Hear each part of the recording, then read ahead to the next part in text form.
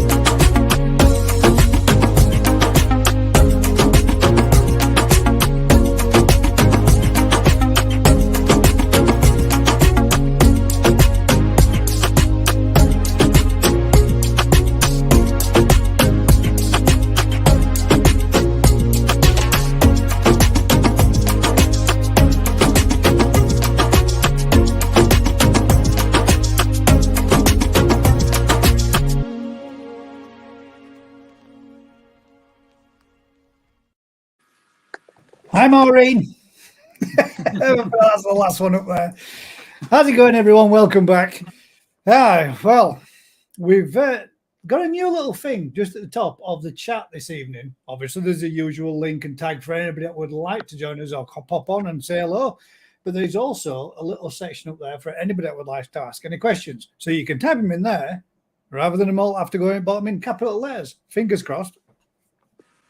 It works. I'm not sure because I've never used it before. So I thought, give it a go, see what it was like. Massive thank you to everybody that's joined us straight off the bat. 78 watching. We're in there straight in with our first topic. And our first topic this evening is going to be an apology. The apology is going to come from me as the host of the GKP, as I was contacted this week with someone that was rather upset, not in a bad way, but wanted to offer a little bit of friendly advice and wanted to bring up the topic of profanities being used on the live. First of all, we would like to apologize if we have upset anybody or anyone out there or anyone's family members by being 4 or 5 general guys passionate about the topics, passionate about the conversations that we're having, and apologize to you all if any of the profanities that we used did offend. They are not aimed at any of you, the subscribers or viewers. They are purely used in general conversation And I know it's not everybody's favourite cup of tea, but it's an apology put out there, and we will do our very, very best to prevent it from happening in the future. But all I will say is the channel is 18 plus and not child rated for a reason. And that one being one of the reasons, as it's live and it's somewhat difficult to control everybody or anybody when they're actually sat here with the abilities of saying anything they want. I hope we do not continue to offend, but I hope that is a heartfelt apology from myself, Daz, and any of the guests who join us. That one out of the way. How you doing, Daz? You had a good week? Right, thanks. Yeah, not bad. Wet, cold, ready for some decent weather. Oh man, I could second that, bud, 100%. I'm sick of going to work and getting wet, mate. But Gaz, we have the mini GKP Munger tunnel to erect somewhere to stay dry. Is that the one? Is that the one that you? Then are we letting the cat out of the bag? Are we going to? Are we going to say what we're going to do? The scene is though I don't have a very big space and I don't have a great deal of land. Daz has been offered a polytunnel, so we thought we would pinch Vince's and Dave's idea by making my own mini polytunnel at Daz's Koi Farm, where we thought we might be a perfect idea to get a little bit of an environment going with a small little setup just to bring on the fish that we're going to get from Rick's, which is part of the... Now then, Vince, come on, mate. You're going to have to help me out. I forgot what it's called. Something challenge, is it? Or... It's the summit of a challenge, yeah. So we're hopefully what me and Daz are going to do is use that little mini, and we're going to call it the mini. It's 20 foot by 10 foot. It's fair size, actually. Is it? Is it bigger than? Yeah, you get bigger than what you expected. Yeah. Well, I got 2 hoops that are over from another polytunnel anyway, so we're going to add them to it. I've got enough poles to extend it, so it makes it 24 foot by 10 foot. So we'll easily get 2, maybe 3 pools in there. Oh shit! It's quite big then. Yeah. I didn't think you were going to be anywhere near that big. Yeah. No, there you go. The growing show with a difference. Yeah, that's it. So we've got maybe then, Daz. Maybe we've got room for 2 vats in there. One for me, one for you, and we can have a competition against each other as well. Yes. Not like I'm a competitive person. I say Gaz always likes to get competitive. Yeah, that's. Well, just remember, Gaz, when you're not there, it's not a mini polytunnel. These can happen to your tank. That's just it.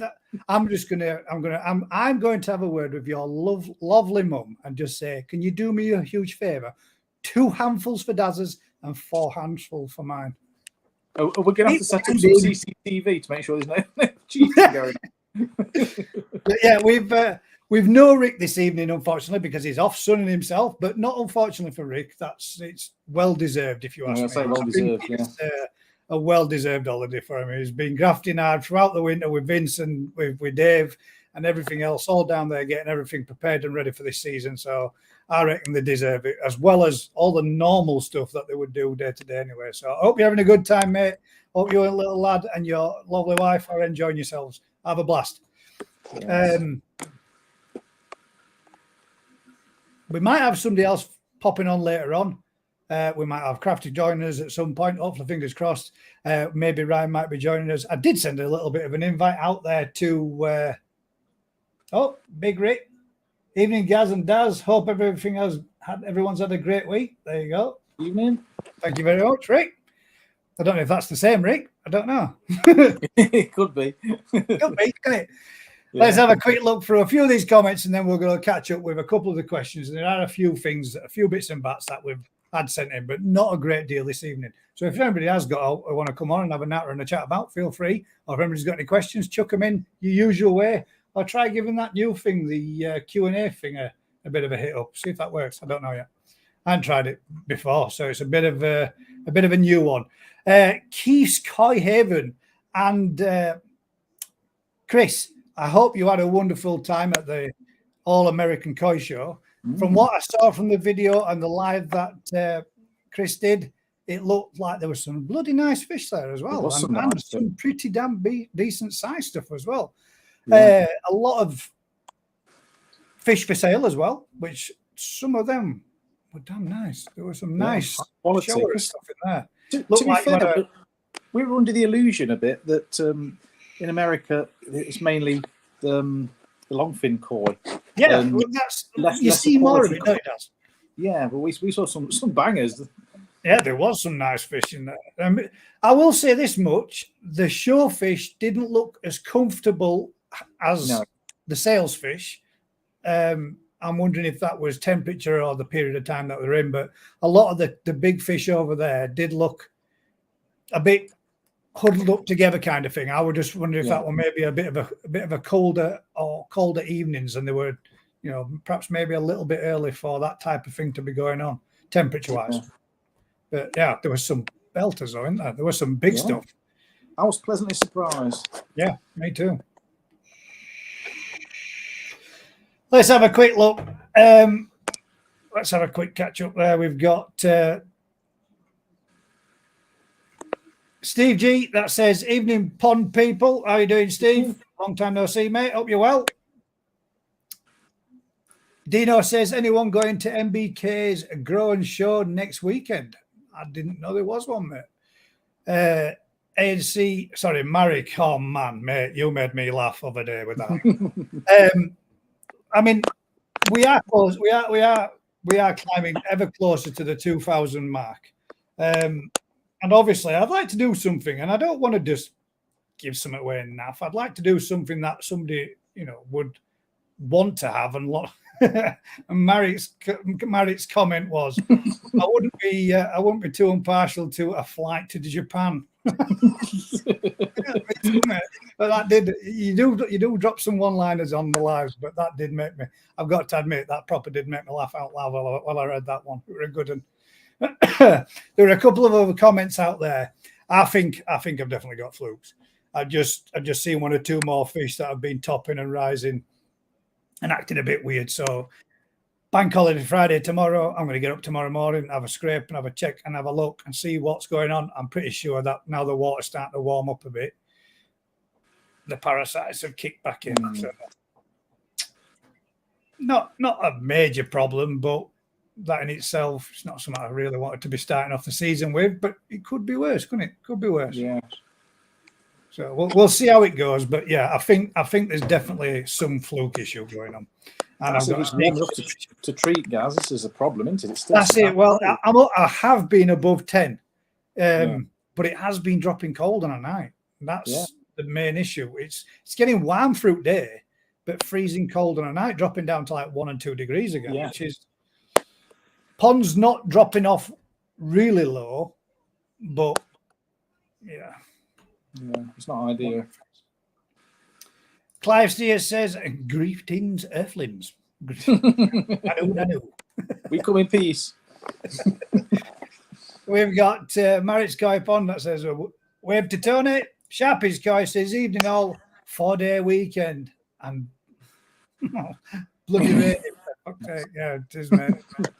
That's the thing. You can't really plan out, can you? You can't get anything planned to organise or do it. So, I mean, I've got that net I wanted to get done up pond, but my ground is that soft. Yeah. There's a specific, I nearly said it wrong then, a specific way that I want to do this net over my pond. And I can't do it the way I want to do it because the ground's too soft. Because I've got something I want to put into the ground, but if I do, it's just going to sink in a bog of mud. I could have done an impression of a seagull the other day, standing on ground like that, tapping up floor. My feet were just sinking in, like you can do on beach. Your feet start to sink into the sand. We're getting like that. I think, Jesus Christ, my lawn is absolute. Which I made it worse again by jet washing stuff off and making it even more wetter. Matthew says, "Hi, I hope Ryan is coming on then." Yeah, well, I've sent him an invite, mate, and he said hopefully if he's been proper busy and if anybody's been following him or seen it, if anybody's seen the Facebook post that he's been putting out, he's been having a rather few late nights bidding on fish in the auctions that are over there. And obviously their time scale between us and them, it's like stupid o'clock in the morning. So it's, I can understand it if he's probably feeling a bit exhausted from all those evenings of stopping up silly o'clock to get it done. So is the invites being sent as to Crafty, as to Mr. Tate, see if anybody wants to come on and have a natter. But as of yet, I don't know 100% if they will be doing. What we just got there.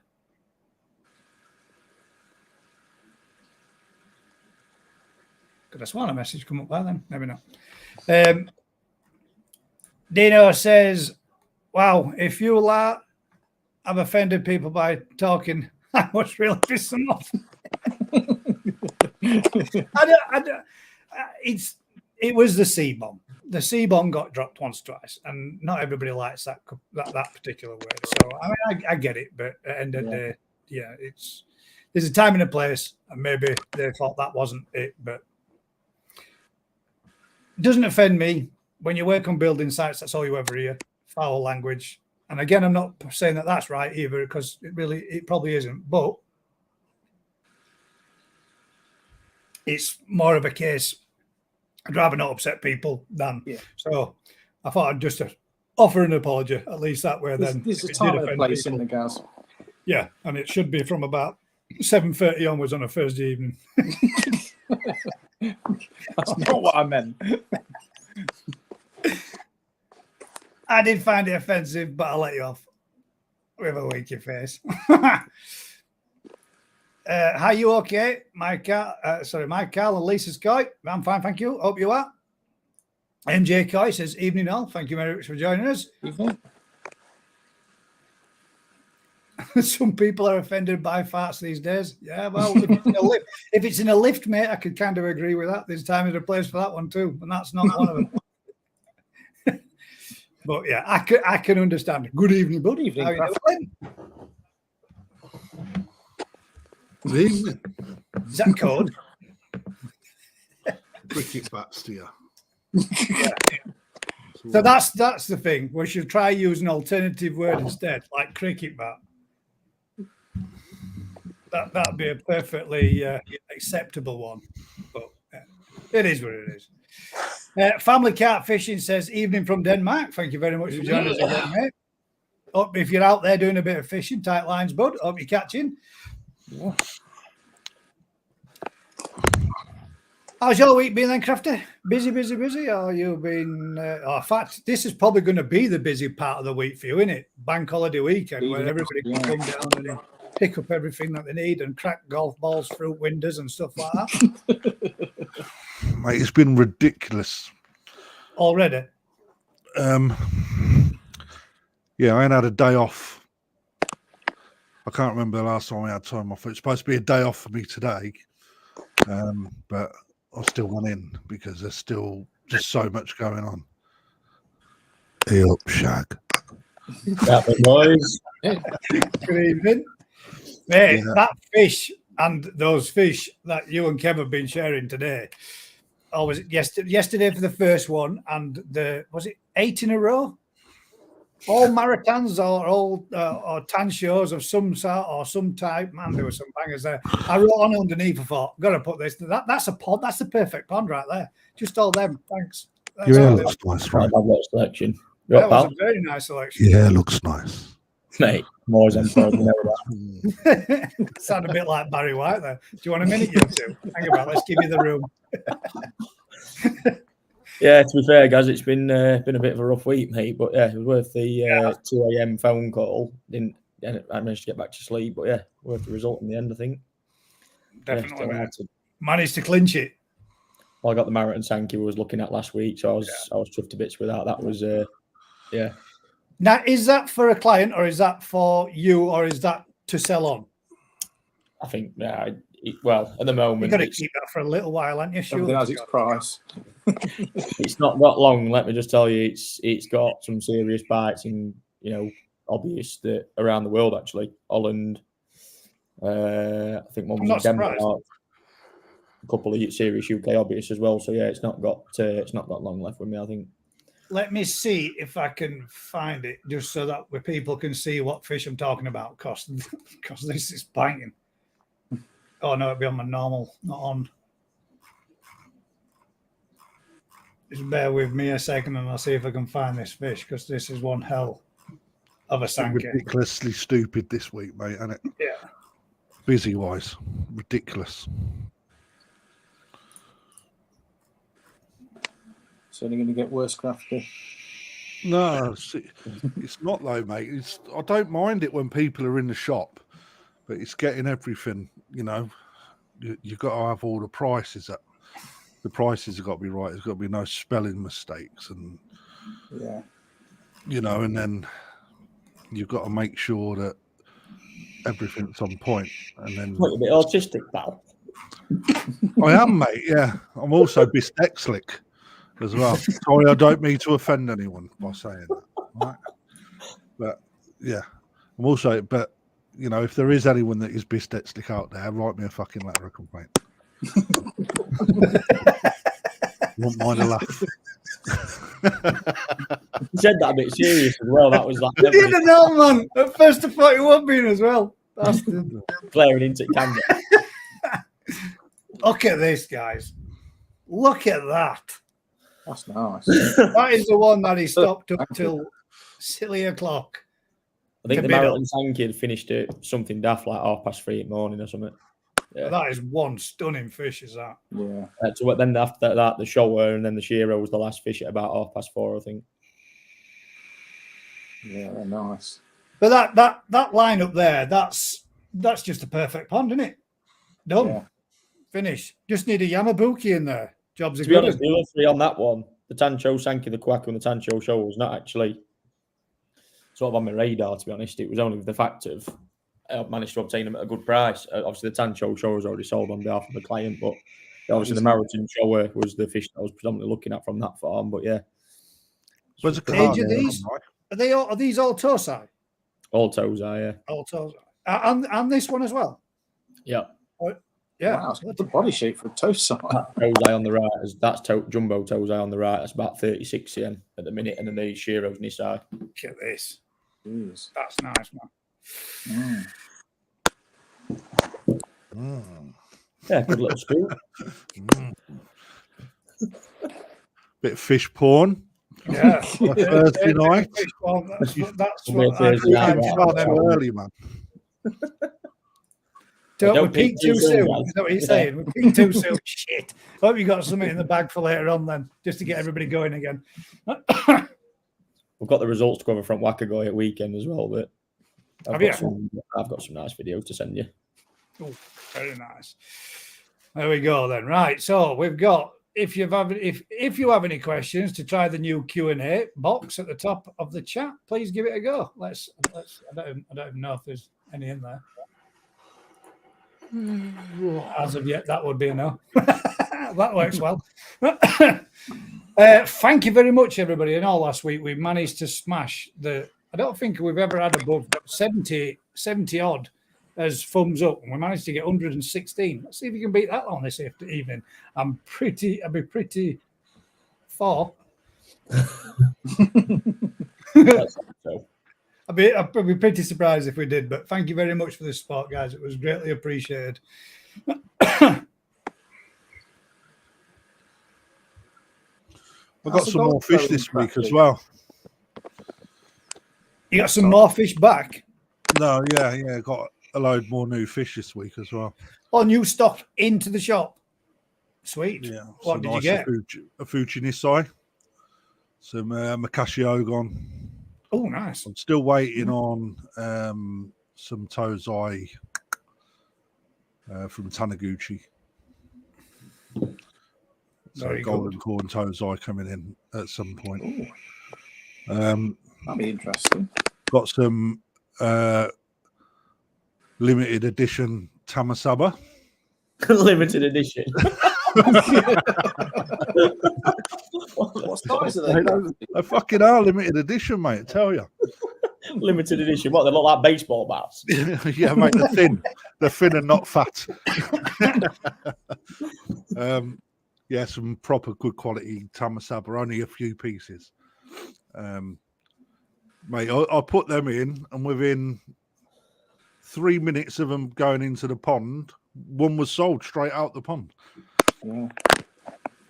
I like them, mate. I think they're nice. When you see them when you see a good quality one, yeah, he does. I mean, you could be growing some on in there now. I could, yeah. He's got fish out in tank at side of him that have been chasing each other around this evening that are trying to spot. But they're all producing those funny shaped head things and what I've just said. What, you got ranchos in there, yeah? I Got got golf wrench. balls in there with fins stuck Yeah, into the side of pill them to make them scale. look like goldfish. Mate, they're cool. I'd rather them than a tank full of trops, personally. Yeah, they're quite. Yeah, I would say that the goldfish, fancy goldfish, have got more about them than tropical fish because they're more interactive with you. Whereas tropical fish I think these tropical fish, you always just seem to have a shoal of whatever, and there's just one hard bastard in amongst each shoal, pulling shit out of everything else, and that's it. Just watching random patch of fighting fish here, there, and everywhere. I mean, it's always the same. As soon as one of them becomes the dominant male, all it does is fly around tank, showing off to female and kicking crap out. All right, isn't it? Yeah, that's all it does. Sounds like a Friday night out. Sounds like a Friday night out, doesn't it? Yeah. No, I didn't flex much, yeah. Look. Yeah. Give it a go. It's all right for you, Craft, because you get your top half in camera. You don't get your gut in it. It actually looks all right from top half. Well, I'll tell you what, I'm not a bad-looking fella. Take the beard off, I'm even better. Honestly. Modest, Yeah. I'm quite thoughtful. I keep it on for all you ugly bastards. Yeah. Yeah. I understand it, mate. I can see why. I said that and walked away. My Carl and Lisa's koi said, do baby koi get pine cone? And is it treatable? Well, pine cone is not really the name of the infection. It's dropsy that they've got. And dropsy is normally a case of organ failure when it gets to that stage. When you see them becoming pine coned, it's the latter stages of the infection. Some people say dropsy is treatable and others say it isn't, but I've never had any success trying to treat a fish with dropsy. No. It's normally I think kidney or liver failure, one of the two. That normally causes it's liver failure, isn't it? I think that normally causes them to retain water, which makes the scales pop out. And there's a few things that can cause it, but one of them is water conditions. Treatments make it last a little bit longer, but ultimately the outcome's the same. It's terminal. I have cured it one season. I did have one of my fancy goldfish in my mini pond. I did cure it throughout the summer months. It was fine, and as soon as it come to the temperatures dropping off again, pine cone came back. It started to swell up again, and within a matter of days, it was dead. And I lost it. But I don't think there's much treatment unless you guys know of anything different. There's not much you can do for dropsy. It's normally a killer. It's a long drawn out process to try and get that back. You're not going to have much success rate because it's retention of water basically. And once it gets in around the head and your eyes start popping out as well, you're pretty much That's normally the last stage, isn't it? As its eyes tend to swell as the body absorbs and holds more water. Popeye. So unfortunately, not. No. Takes a long time. People say pea shells and all that malarkey. It's like, sometimes give it a go, but it's hard, isn't it? It's one of them. It's like how much time do you put in, if you can. Is it worth it on a baby fish? To do it. Spend more on treatments than what the fish is actually worth, and still end up with the same end result. So, I think sometimes it's cruel to be kind and euthanize it. Yeah, but worth a try. Imagine if we got dropped. Maybe that's what's wrong with me, Roy. Maybe that. Not even a bath to sedate. Put me in a bath of sedate, like that'd be mint. Jig says he's got snow on the mountains by in this morning, man. What the hell? Snowing up Scotland as well, apparently, from what I've seen on forecasts. They've got it was in summer anyway, doesn't it? It snows in Huddersfield in summer, mate. Yeah, he always does. It was snowing last weekend. Friday, when I was talking to you a lot on chat, it was snowing. And then come Saturday morning, it were like 18 degrees. Yeah. Crazy, man.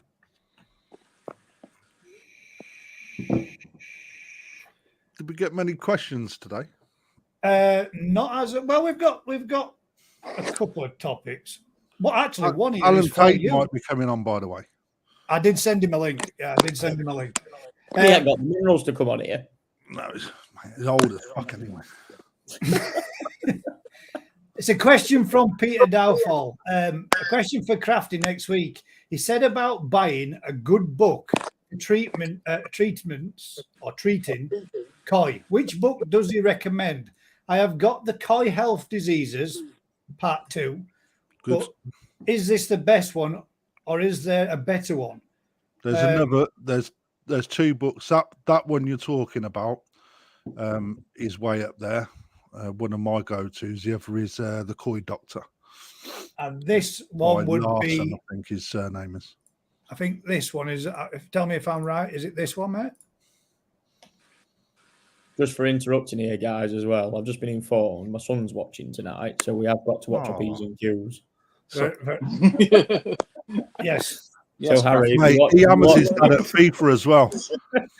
Harry, if you're watching, Daddy will not swear. I can't make any promises. Yeah, you're the weak link, Crafty. Crafty, is that the book you was talking about? Yeah, Eric Johnson. Volume 2 is the one that you want. This one is probably one of the first originals off the print because this is Mr. Tate's. Yeah, that's volume 1 anyway, I think. Volume 1. Yeah. But there's another one called The Call. I'll be lying. $39.95 US. Yeah, good luck with that. I bet you can't get that for that price anymore. But the thing is, like I said last week, for the amount of money that people spend on chemicals for their pond, right? Get yourself that book, or a good koi book for 50 quid.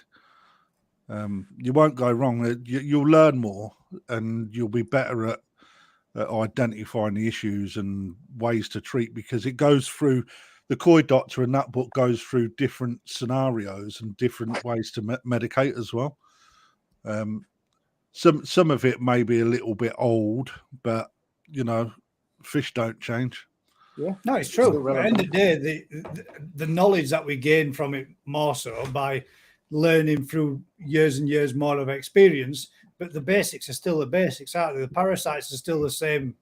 They may be slightly immune to some of the treatments that we use, which might mean that some of the older treatments that used to be used would be more successful again.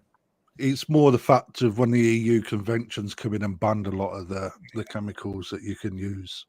There'll be certainly some references to some chemicals that you can't use. Yeah. Crafty, how's the Bermuda Falls going? Any heron trouble? Sneaking the odd golf ball? No, the golf is going. What, mate? Yeah, the heron. Yeah. No, not Ryan. I wouldn't let him near my ponds anyway. Yeah, the golf course is going well. The pond itself, I think I've got about 120 odd fish in there now.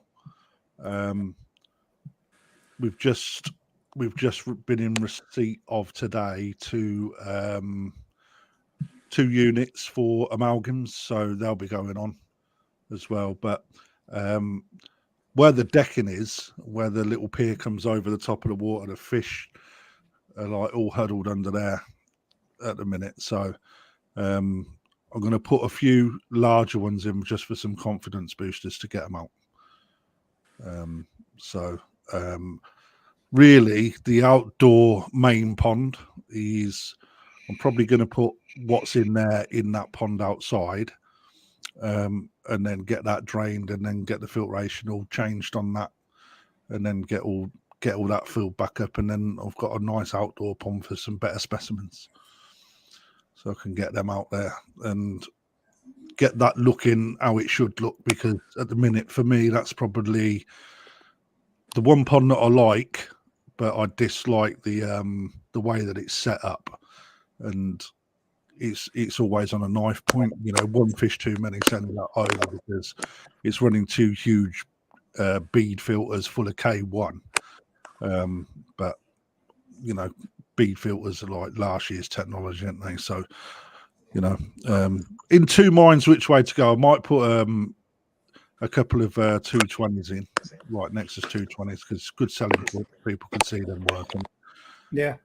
Or go down the ORZ drum, because every single pond now, bar 3 at the back that are currently being fitted, have all got pods in, and it takes a lot of bloody work, you know, keeping on top of them. It's a lot of ponds to clean all the time. But I don't know. I don't know which way I'll go, but it will get done this season at some point, 100%. You know, part of what we're doing. We've only got one pond without fish. When the 3 at the back in the centre behind that yard pond are full, that or finish, that'll be 4. But then I've got another delivery coming in from Japan that have filled them ponds. So, you know, we are. Someone emailed me actually yesterday saying it's good to see the store where it's at. We've certainly made some good progress, and it's looking like we're going back to where the former glory used to be at that place. So, you know, it's nice to receive that sort of feedback, to be perfectly honest, because it's a lot of bloody hard work. You know, going from where it was to where we're at now, it's definitely stepped up a notch or two, I think. Got to do. Onward and upward. What you eating, you fat fuck? I don't know. You know what? I'd take that off anybody else bar him. Seriously. You sat last week and had a 3-course meal live for everyone to see that you was having a mackerel salad. Mate, don't you try? You had them last week, and then you had this last week. Mate, I've only got little hands. Oh, no, 3-course meal. That were like 12 courses. It constantly kept getting up and again and again and again. I'll tell you, mate. I had. You managed to do about 3.5 minutes, Crafty, without the old F-bomb in there. When there's little lads watching, literally. Next mouthful, home. No pressure, because he will have you. In between 2 slices of bread. Like a Scooby snack. Have that. Simon says, I've got a question for you. I got a gin ring shower. Got a number 8 on the side of its body. I think I've got a freak, and I'm not joking. It's a gin ring shower. Yeah, but how's that a question though? You think you've got a gin ring shower, and it's got a number 8 on the side of its body. I think I've got a freak, and I'm not drawing. Maybe gin ring shower. Maybe, oh no, that's the one that it's a gin ring shower, not shower, isn't it? That's what he's put. Yeah, I was just taking no, but he's not an A, and he should have been an A. But yeah, that's what I was probably a sporting one. I've got a question for you. But it's not as well down the side. There's a statement. Show us, mate. Post it in. If you've got a picture of it, obviously don't run out there to go grab one right now, obviously. But we should do that again. We should start bringing them back within the next month or so as the waters start to warm up a little bit. Start having some more koi appreciation as well, and get to see. For real, I wish I could show you the picture. You could put it in with yours that there's got number 1 on it, Gaz. Yeah, but that wasn't mine, was it? That was when well, I was going to buy that. It Some would have been if you'd have bought bugger else. It would have been if I kept my mouth shut and not said no and just bought it. But it's a random jigs. It's a racing one. Like Herbie. Simon, if you get a chance, try see if you can get a picture of it, and then we can share it in upcoming weeks, mate. Whenever you get a chance to ball it up, that'd be nice to have a look at.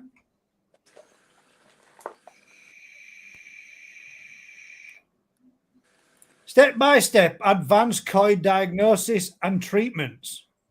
That's what Alan wants? Alan wants. Is that what you want, Alan, or are you making a statement? You won't get a step. You'll get a step by step advanced koi diagnosis in them books. Or is that a book? But you won't get a step by step treatment. But it will give you an idea of how to.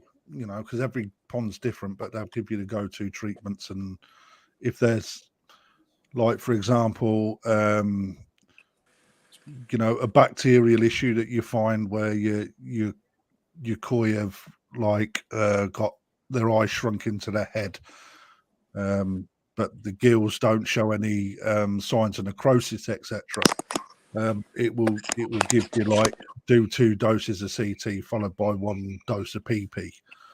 To give you to sort of get that. So, but it will give you what scenarios they come across, and then what they found most effective with different treatment types that they've done. So it gives you options. Basically, they're really good.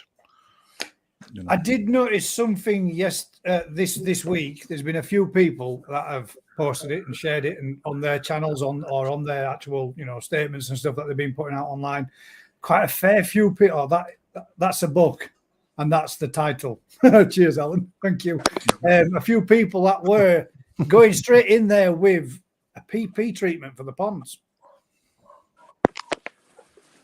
Hopefully you all did it in your own way and not followed anything that was stated from last week. But I tell you what, if I scrape tomorrow morning and I find that I've got fluke and I've got all else, I'm thinking, you know what?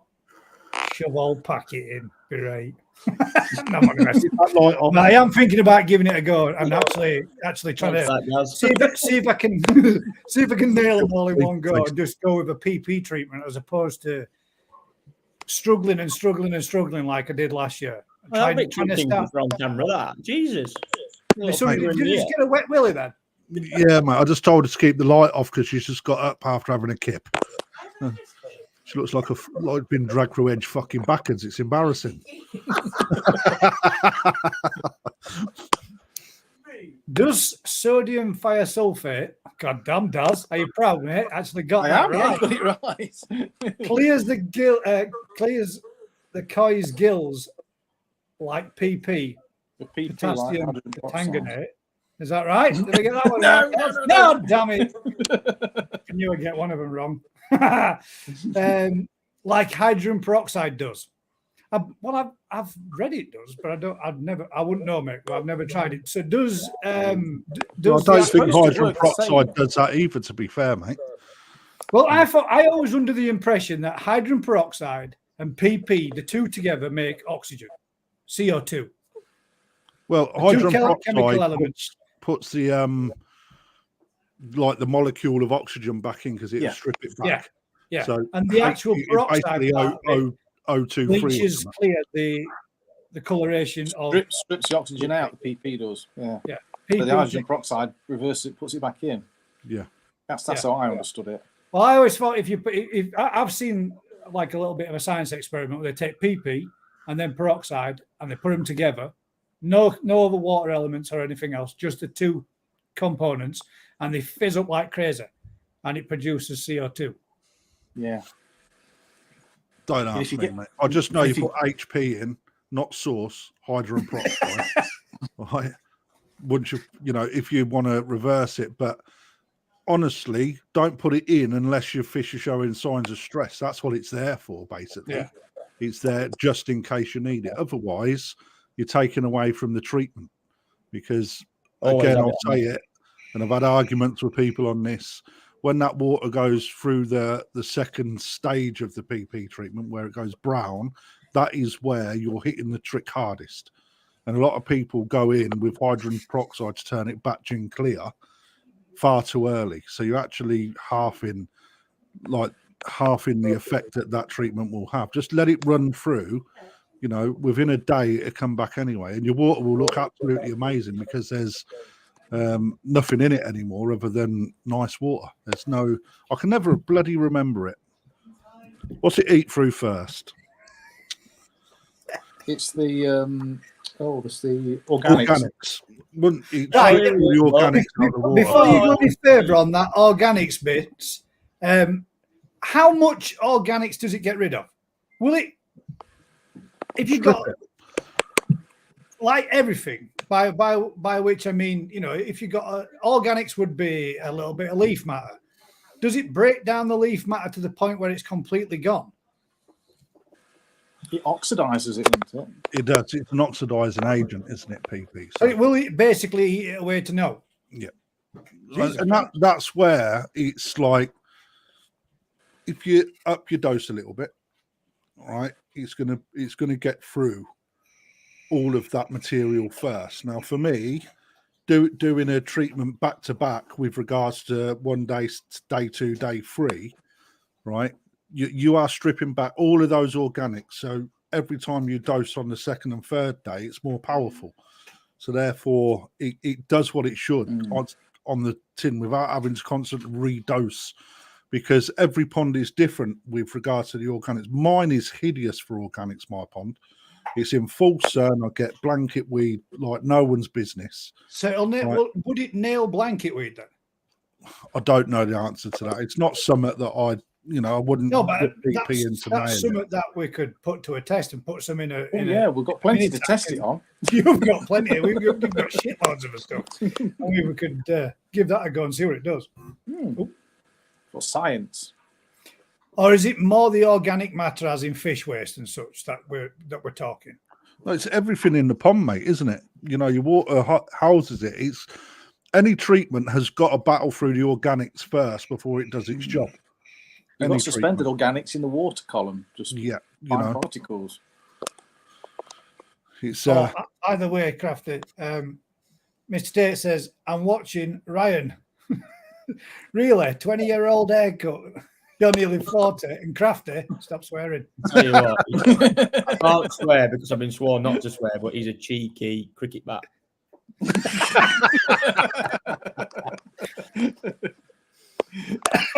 Oh, there you go. Myself then very well. See, I didn't know. I heard you saying like time and time again that it oxidizes everything, and I wondered just how far it would go. Whether or not it'd break down a little bit of rotting vegetation that might be at the bottom of your pond. And I'm guessing, like when Rick said, if he throws it out there in his mud ponds, it practically goes brown completely straight away. Yeah, because the amount of organic matter that he's got in there, isn't it? So that is leaf matter and everything else, and all the bottom of the silt crap and everything. So now you must have to throw a hell of a large amount in a lake like that then when you're treating some of their size. Yeah. Oh, just a quick message for Mr. Hadfield. If you're still watching, get that grown finished. At this rate, Crafty will have the rendering done quicker. Ouch. That cut you off. He rang me earlier. First thing he said was, I'll try and I won't swear, but he did swear, and he said, "My God, you was young once." Oh, yes. So I said, you rang me up and you've just had my eyes out. He said, you need to get that bloody beard off you. I was like, what? He said, yeah. I said, mate, this beard hides 3 chins. There's no way it's coming off. It's just everybody just adjust the chins or grow a beard quick. And that's all he rang me up to say. You look old as the hills. So right, that birthday thing, was that for you or for your mate? For me, mate. No, thank God for that. I thought I'd missed your birthday then. In the picture that's black and white, right? Typical squaddy thing. We had a table full of C4 explosives. As you do. As you do. Everyone got flags on round them. And we've got a candle burning in the middle of the table. It's like we look back on Jesus Christ. For all those that are sending me messages to WhatsApp, I can't use my phone. I don't use my phone. My phone is switched to silent, so I don't get anything coming through. So I'm sorry. I can't. This is why we've had it. Whenever it's been in the past, everything's always been posted through to Facebook because I use my phone as a camera. So unfortunately, guys, I can't. I can get ones that I sent through to Facebook because I can directly link them straight to.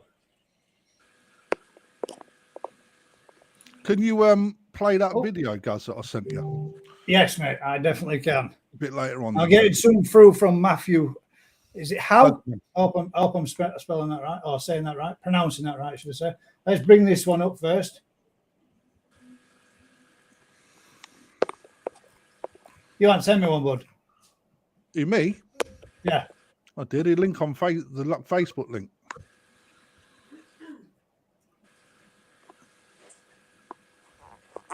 NND one. It'll take you to a link on Facebook. You don't have to see anything on it. There's no talking on it anyway. But the last thing I've got on Facebook between me and you is me sending you the link.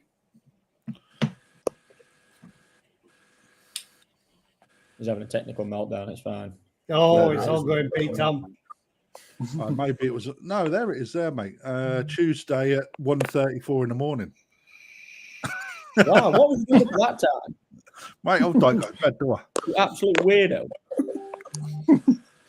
How can you say, Al? You're up buying fish at 3 in the morning. I had a great time. It was brilliant. Honestly, I thought I was off my face. Everyone's dribbling in on their pillow. There's Rye with his eyes stuck to the screen. Hey, mate, someone's going to do it. Here we go. Let's see. And everyone knew that I had a beam about it about that marathon sinking. It was not going anywhere else but what? Was there a lot of competition for it, right? It rallied quite. Are you sending them through to a different person, Crafter? It rallied quite quick, but it ended quite fast. Let's just put it that way. I've resent it. And it's Howie, Coy. Howie! It's come through.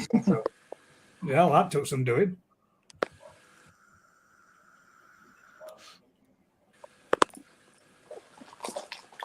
Just be mindful of a couple of messages that I don't want folk to see, dude. So good, mate. Already been decided. Share the screen. Now, is this got sound with it? No sound. No sound. It's only music, but there's some very poor typography over the top like this. It's small there. Yeah, but I think that this video it really outlines of where the fish for DK Shiro. That's small. Yeah, it's about 90. I think it's about 98 now, guys. Yeah, it's Jesus nearly a meter. Yeah. But that on its own just shows, the parent that they come from. And I think most people will be blown away to see what a fish in Japan looks like with the mass. That really shows the volume of the fish as well. And when you see the males are pristine. Right, and they look really big in this bowl, but then as soon as they go in next to the female for a bit of jiggy time, they're dwarven, And this is the reason. For me, this is the reason why. It's an Omasako parent anyway, or parent set. So the fact is that these fish that we're doing on our growing show, on our event, are the offspring from these. And I don't think people see parent sets enough in our hobby personally. Yeah. Because some of them look like battered old bits of meat, if I'm honest. But this one is amazing, and you'll see it here. By the way, that's the pond I picked a load of fish out of up in the mountains. I think. Look at difference in size, man, of that. Well, that's why people use Omasako parents, though, because the body mass is just, you can't even rival it when they get to that size. You couldn't get your hands around it, could you? No. And the males had little. Sumi is on him, though. There'll be the heron there one day, boy.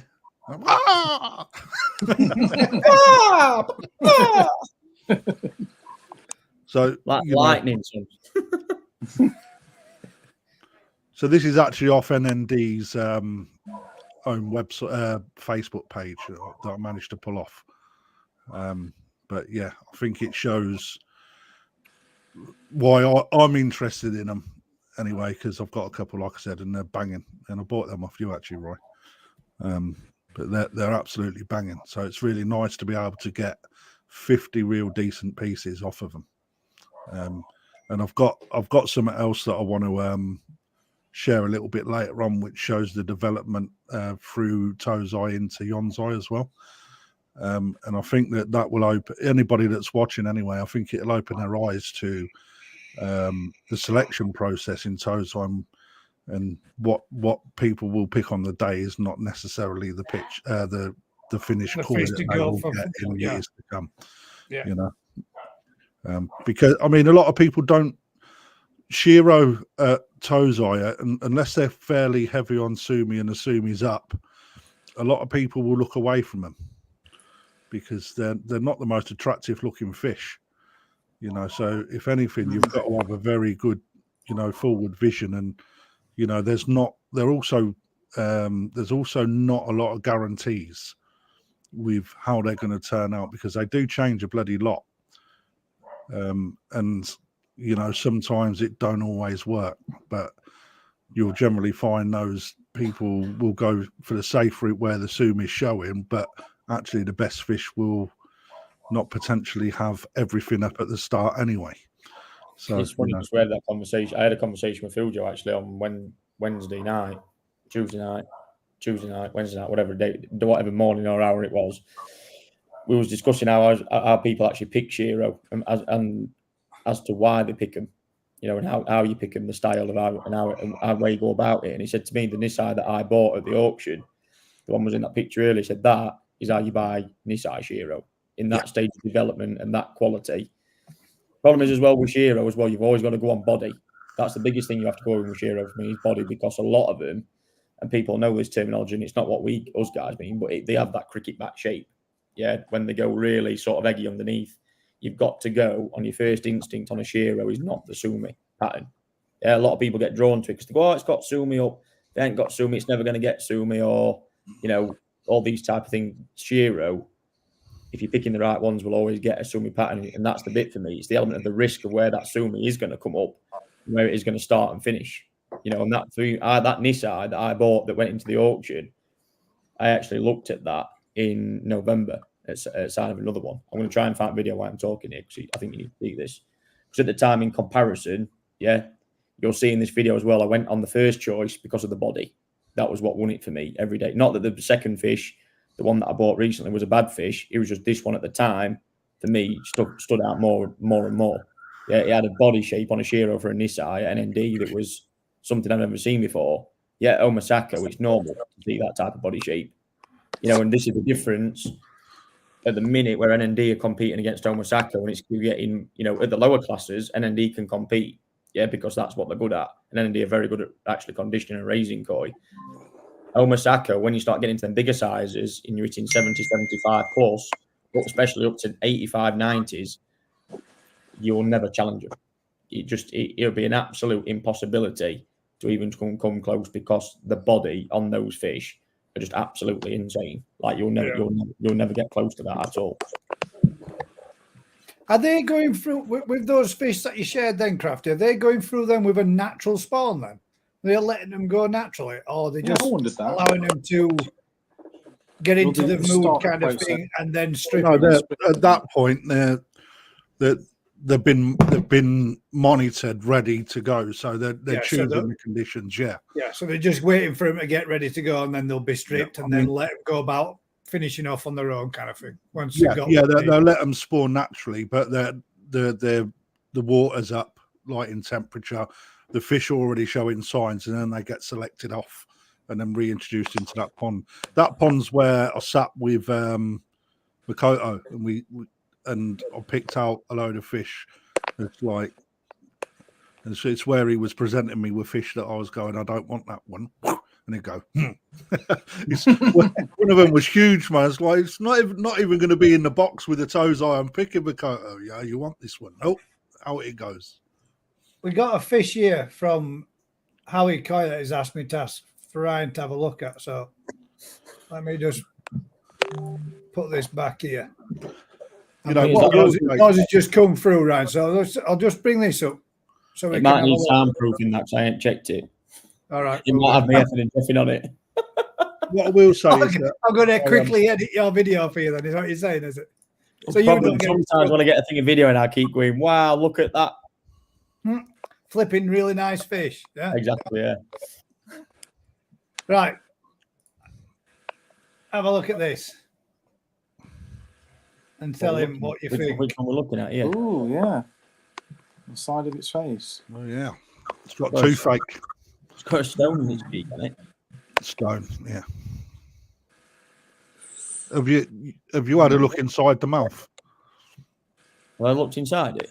No. Is that yours, Ray? No, No, he's asked for Ryan to have a look and That's what I'm let him looking know at. what he thinks. Yeah. It looks, that's typically seeing that sort of abscess features normally, a stone in cheek, normally. A stone in the cheek. Normally In the see actual that- scissor of the jaw. in this piece here, as Yeah. it comes round, it's always sat here or below eye socket or something like that. I actually had an Hiroi fish about 4 years ago. It came out and it had a stone in its cheek, and they removed it, but it actually, when it repaired, it actually sunk the face after it had come out. They're a tricky, they're a very, or it looks a piece like, if you ever look at what a piece of pumice looks like, or alpha grog, that's what they actually look like when they come out. They're pretty grim. Right. When so you you're say meaning stone, like you mean yeah, I piece of was. stone, or Yeah, no. It actually comes, apparently it comes from, I don't know how, but sometimes from the mud, it can sometimes come from the mud pond. But by being in there, that's where they most commonly get them. He said it appears. I think it appears if it's coming out from the eye socket. That sounds tricky. Yeah. Yeah, you need to sedate that fish and have a bit closer inspection. It's always very tricky around that area because you have to be careful how you deal with it as well. If you're going to start operating near it, it's always quite difficult as well. It's a shame. There's issues coming out of the eye socket, he says. Yeah, that's what it said as it came up quickly then. Sedate, mate. Have a look, see what's going on. Further inspection on that one, I think. Might be one worth. Have a look inside the mouth as well. You might get an idea of what's happening inside the mouth as well.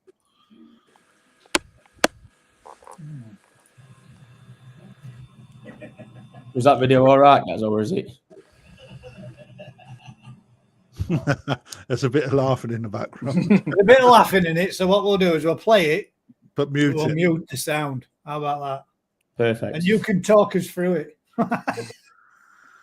This was back in, I think, November time when I looked at it. So the smaller Shiro that you'll see now is the one that I just bought recently. I literally bought that in Wednesday night. But that Shiro on the left now was the one that I originally picked. That was a 55 cm Nisai, and it was just absolutely like, wow.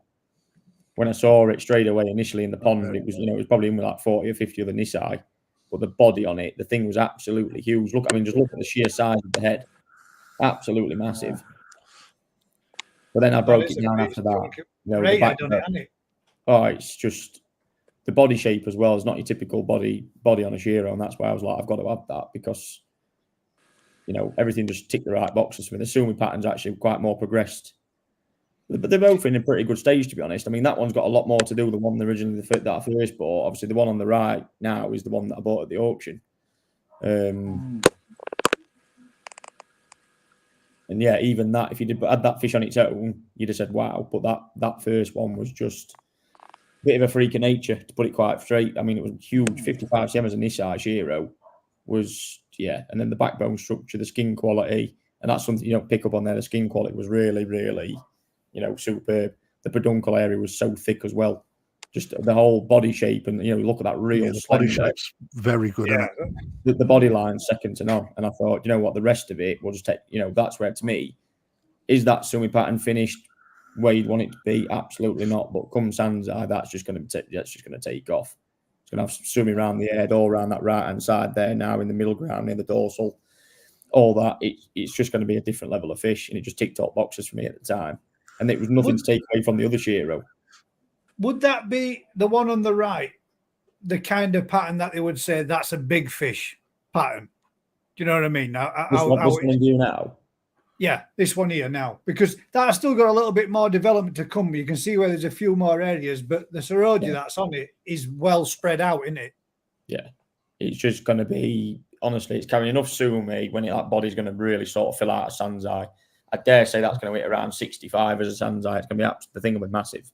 But the body is the one thing you'll ever notice with NND koi in general. From Nisai to Sanzai, the change is quite dramatic. in terms of the body volume. Mass, yeah. Actually, seeing them there, you think, wow, how can, Kanskei is another one, for example.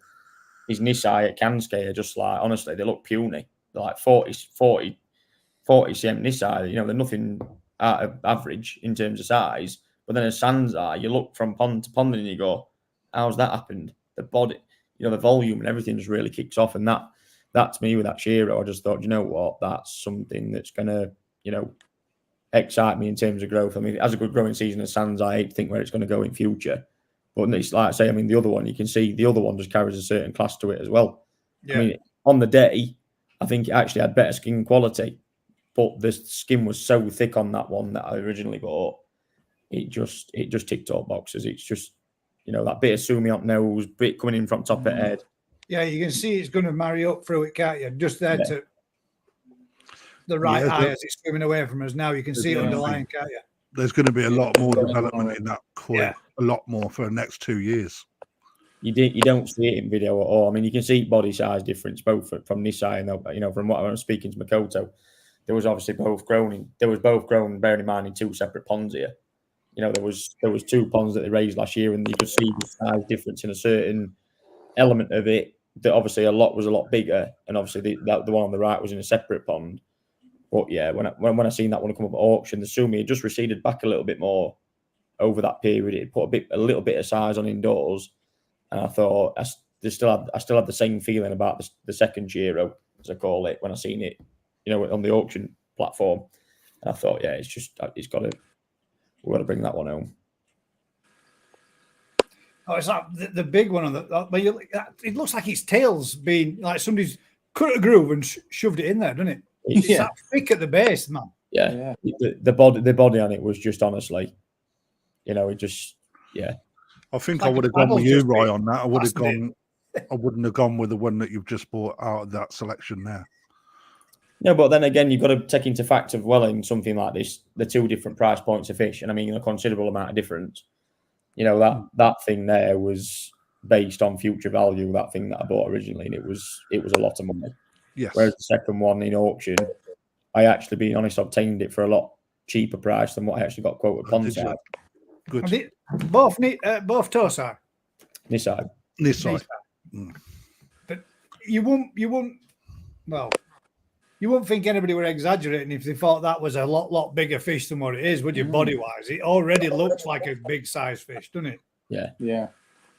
Frame wise, it's not until you see the finger or the hand come over. It's as obvious. It's a smaller fish. It's just when you see the it's body, not small, but you know what I mean. It looks big bodied sized already, doesn't it?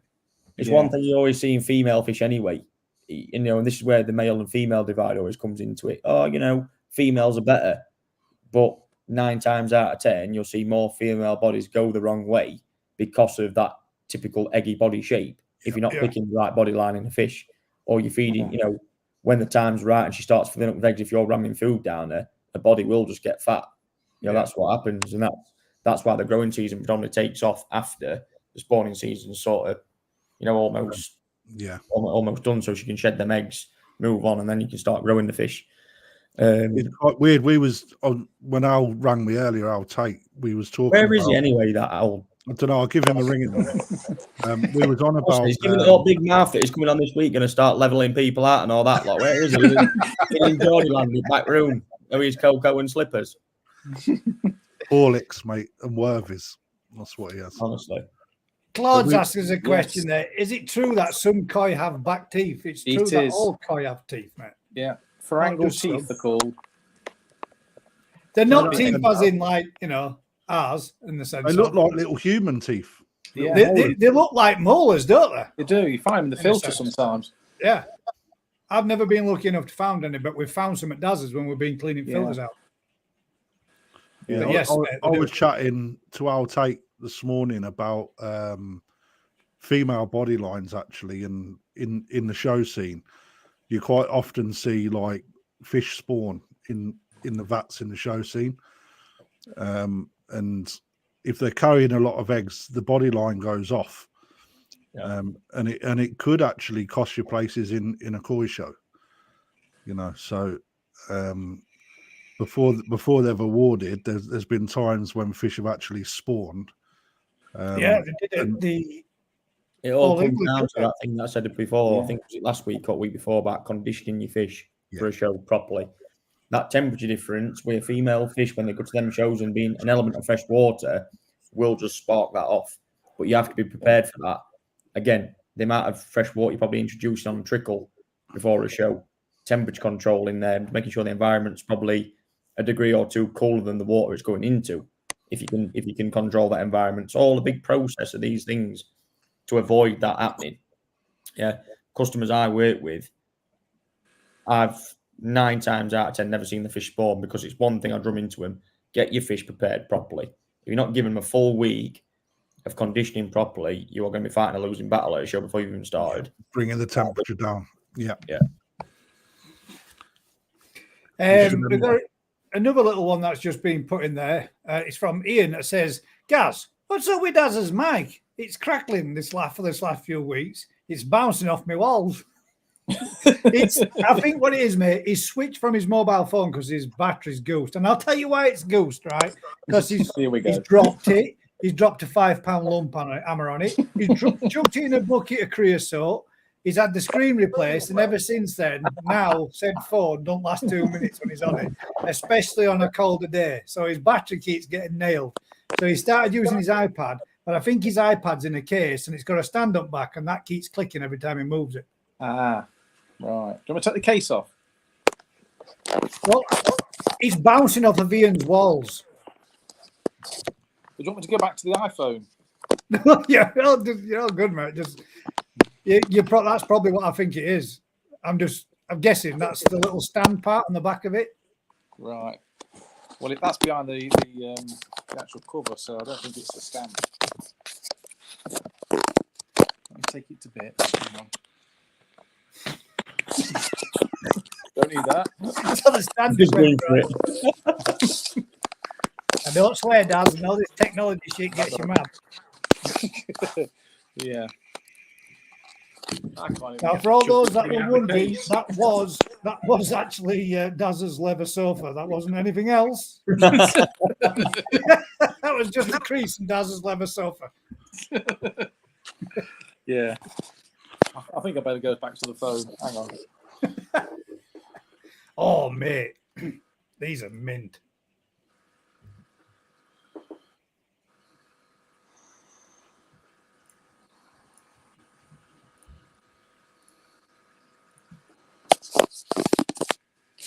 See.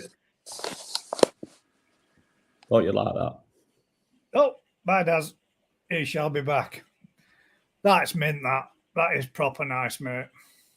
We've actually had main pond down at Kev's facility this week. We've been photographing them. Put them on website, and this was one that when he sent me a photo, I was like, holy shit. I thought, wow. But the transformation in this fish has only been 2.5 months apart, 2 months. Quite a close period, really. Probably was, yeah. This Asagi actually went to All Japan, so it would only been probably a couple of months off because he got shipped quite close after All Japan came back home. And obviously, it's finished, cleared QT and gone into main pond, which when you see it, the transformation's just been absolutely phenomenal, really. Yeah, I mean, the scalation on that from this to that is nuts, isn't it? Yeah, that's nice. Very nice. It's got a nice shape head, mate. Look at the when you look at oh shit, you can't see if I do it there, can you? When you look here, and then when you look on this one, it's got 2, 1, 2, 1, 2, 1, 2, 1, 2, 1, 2, 1, all the way down. It perfectly lines in all the way through from the dorsal right through from the head. Yeah. That's what you need to be looking for. Yeah. But this is where as well you have to trust the process in people when they're selecting fish and they're trying to talk to you and not think, oh, they're pulling wool over my eyes. Because a lot of people seeing that Asagi on left would probably traditionally think, nah, he's talking absolute waffle. You know, that fish in Japan, again, knowing that transformation, because I've got another one I've got to show you as well. So we'll stick on this topic of this for now, but there is another one I've got to show you the difference when selecting fish in Japan. Right. Let's quickly address this one for Graham. My question, I'm going to add PP and it says not with salt, and I've got a salt reading of 0.18.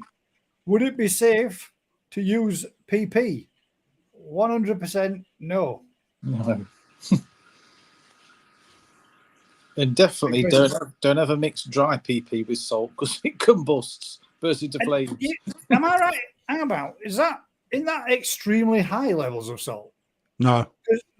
0.3 is a basic line for adding as a conditioner. Isn't that 0.9 would be a high level for treating? That's 0.18. Yeah, it should That's be 0.18, mate. 0.18, so that's a 0. So yes, it's almost 0.2. It's rather, yeah. So So it's 0.3, 0.30, yeah, it's lower than Yeah, right. lower. Just checking, mate. But I would say give it a good water change, mate, and then again the next day give it a good water change and check it again and see what you've got. Because the only way to get rid of salt in your water is to water change it out. It takes longer than just changing, unless you drain it all and refill it, and I wouldn't suggest you do that either. No.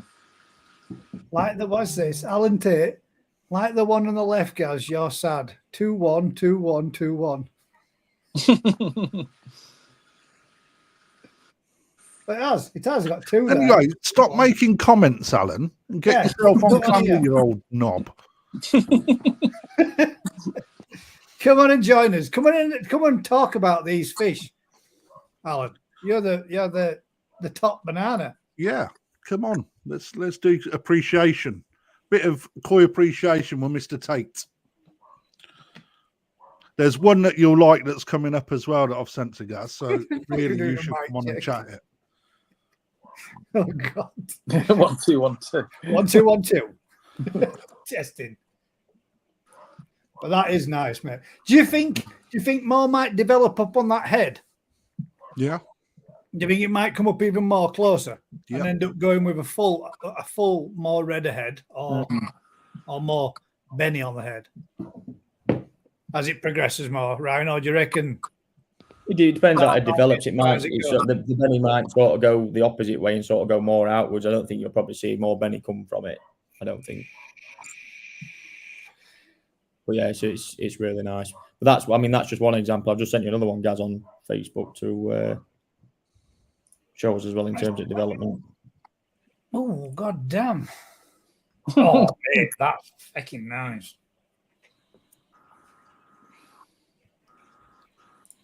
I love being able to see him first. It's awesome. Look at that. Wow, yeah, that's right. Go on then. Ginrin, Goshike or Goshke? Goshke. Goshke. How do you say it, Daz? Goshke. You lying bastard. But you're right. Goshiki. Who is it that called it a Goshiki, Goshiki? isn't it? Goshiki or Goshke? It's Goshiki. A or B? Goshiki, but people always say Goshiki. But we call it Goshki in the UK.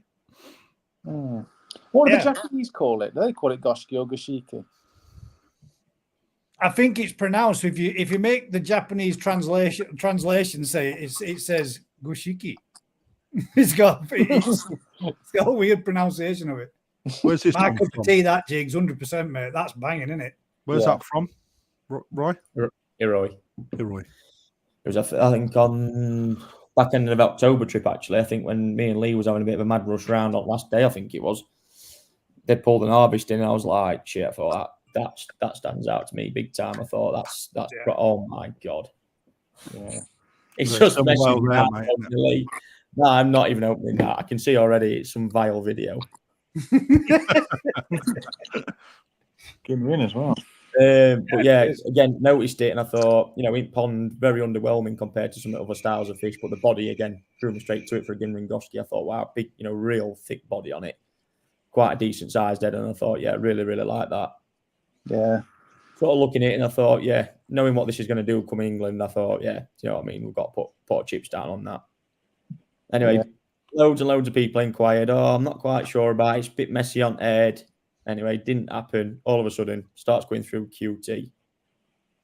Week 1, I was like, here we go. Week 2, right, we were brewing up. Week 3, week 4, sort of started bringing temperature down. It got it to about 18 degrees within a week. That thing just glue into that. Just literally just glowing. Even on That's the some serious Benny, that, isn't it? But it's a real big fish sort of pattern, really, as well. It's just, you know, put thick size on it. So everyone's there to see, boom, you know, just looking at it, just awesome. And That wow. is nice, mate. Yeah. What would you call that on the text? Is that still Motoguru? Yeah. And it just honestly, the head and everything, even now, it looks even better. The head's more polished. The whole Sumi quality to it is just outlined all of the Benny as well. It just looks absolutely incredible. And yeah, sure That's enough. proper floating, that, isn't it? That's rate floating Benny, isn't it? That. Yeah. My sort of style of fish. Yeah. Don't get me wrong.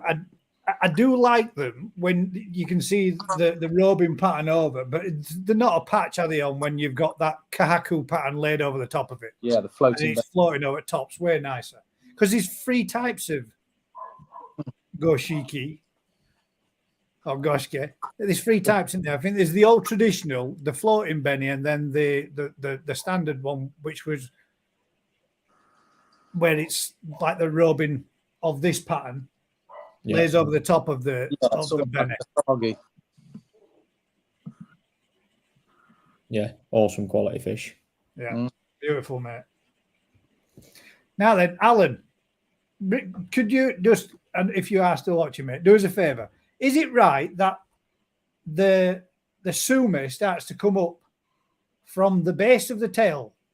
I mean, I suppose I could watch the video again, but I'm sure you said that the black comes in from the base of the tail through and up to the head as it's developing, the colour. Just yes or no, 1 or 2. That's nice, mate. Very nice. I don't have much luck with him. Sweet Acre Koi Farmers said goshiki is how they was saying it at the koi shows. But you guys call aluminum. Aluminum, yeah. So, I mean, and rubbish, trash. Yeah. They spell colour, COLOR. Yeah. You got no U in it. No. Or was that the breeders? That's one thing I wanted to ask you actually, Chris. Were they breeders from over in America, over in the States, that had all brought the fish together, or was there some people that had come from Japan to bring stock over for that show? Just a question. Suppose I could have just asked you that in the comments, couldn't I? What the heck did I just call aluminium? I call it aluminium. Trousers, I'm sorry to cut the party short tonight, but I have to love you and leave you, I'm afraid. No worries, mate. Are you on evening parents duty? No, I'm not. I've got called my attention to something, but yeah, I'm really sorry about that. But I'll join you next week, guys. No worries, mate. Take care. Thank you very much for joining us again, bud. Thanks for sharing them again with us as well. Yeah. Some very nice fish there, mate. Some very nice fish. What do you reckon to that, Mr. Tate? I know you're not the biggest fan of Goshke, but those were nice ones. Well, those were the same one, obviously, but the development was nice on that. Right, that's the end of the fish sharing of them sorts. Let's see if we've got any questions that did come for you. I sent you one to look at, Gaz. Oh, you sent me one as well, mate. Nice one. And it's back in line with the Shiros. Oh, hang about. Mr. Tate sent us a whole selection of fish books as well. So I'll bring that one up first because that one's going to be. Here's some. Who was it? It was a gentleman that was asking about books. Oh gosh. I remember. But here you are, Peter Dewfall. Sorry, Peter Dewfall. There you go, mate. There is a selection of books that every good koi keeper should have. Apparently, Mr. Tate's selection: Koi Health and Diseases, The Enigma of Koi, The Koi Doctor, and the Textbook of Fish Health. Yeah, It looks very much the like Koi Doctor is excellent. Yeah. that one. Looks tropical, doesn't it? Yeah, it looks like is it a molly or something. I don't know. It's not koi, but It's not again, koi. Well, that's a sailfin molly, is that? Yeah. Might just be a general book, that one on fish health. Yeah. Textbook of Fish Health. At the end of the day, they all get the similar sort of things because they are all genetically really the same kind. They're just different sizes and different types. But not every koi I keeper was can looking read. in the reflection of the window. I'm just glad he's not stood there naked. You can see him, can't you? And as Dino says, not every koi keeper can read. For all those that can't, you can get these books in ebooks online, and they will be read out for you. And there's plenty of nice pictures for people like you, Dino, to look at. Yeah, full of lemon arawakis, mate. Or just lemons, if you like lemons. Something to put on the list anyway. But yeah, there you go. Let's have a quick look at the other one that Crafty brought up. Where was that one? Quickly.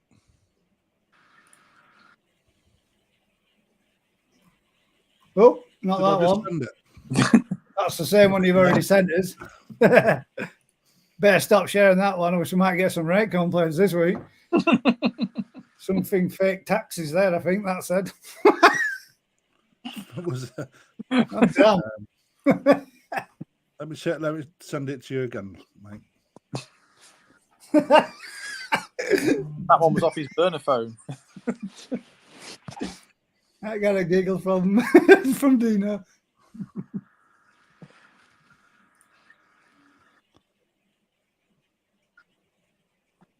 Where there? There we go. No way. That's the same fish? Yep. Wow.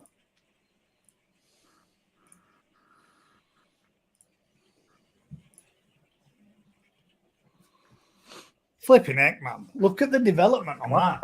The volume on it, yeah. So again, this is why I went down the route of doing Shiro for a grow and show, because it's gonna be nice to revisit where it is, you know, when we go a year down the line from where it was to where the finished state is just at a year. And it might even be worth like revisiting at 2 years and whatnot, you know. So the old purpose of a grow and show is not just how big you can grow your fish, but so we can all learn together with regards to what different ponds are done, what different keepers are done, and how that fish turns, you know, and the development of it. So I've seen over the years events turn into just something to attend where you can buy a cheap fish and then nothing's done at the end of it. Yeah. You know, and I really don't want that. What I want is people obviously to partake, and if you choose not to go further down the line, then so be it. But really, I want people that come into the competition's there. So when you come back a year later, the incentive is for you to actually come back, you know, with pictures and videos, so it can all be shared again.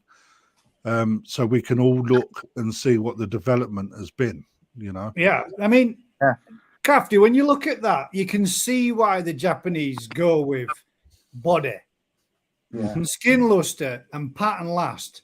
Because if you just took that fish there and said, this is that fish in 5 years' time, nobody would believe a word of it, would they? No, that just goes to show how much a fish can progress in just 5 years. You know, for me, this point is when we're looking at like the event that we're doing, all right, the fish that we've got, and I can share some little videos, your little 30-second videos, Gaz, as well, that I've done the video is ready to go, but I wanted to share this on your live first before I drop my video. So,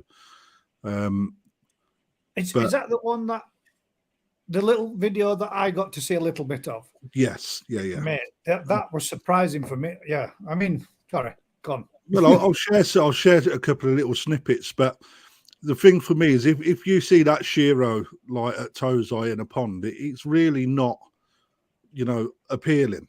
There's not a lot in it that makes it go, oh, that's a lovely fish, because there's a hell of a lot of shroge in there, bits of sumi here and there, So when you're looking into the fish, this is where it's going to test. I say it in my video, it's going to test anyone of any level. Yeah. And again, talking to Al Tate this morning, he was like, it's amazing how many people won't see the best fish in there because their eye will get attracted to different things. Oh, he's in. Here he is. I knew he'd join us. All it was waiting for Ryan to step up, so he didn't have. He looks like Ryan, but older, doesn't he? This has got. Hang about. There's something not right here, Daz. What's going on, Alan? Are you? That's a pretty Shiro. Do you and Vince go to the same barbers?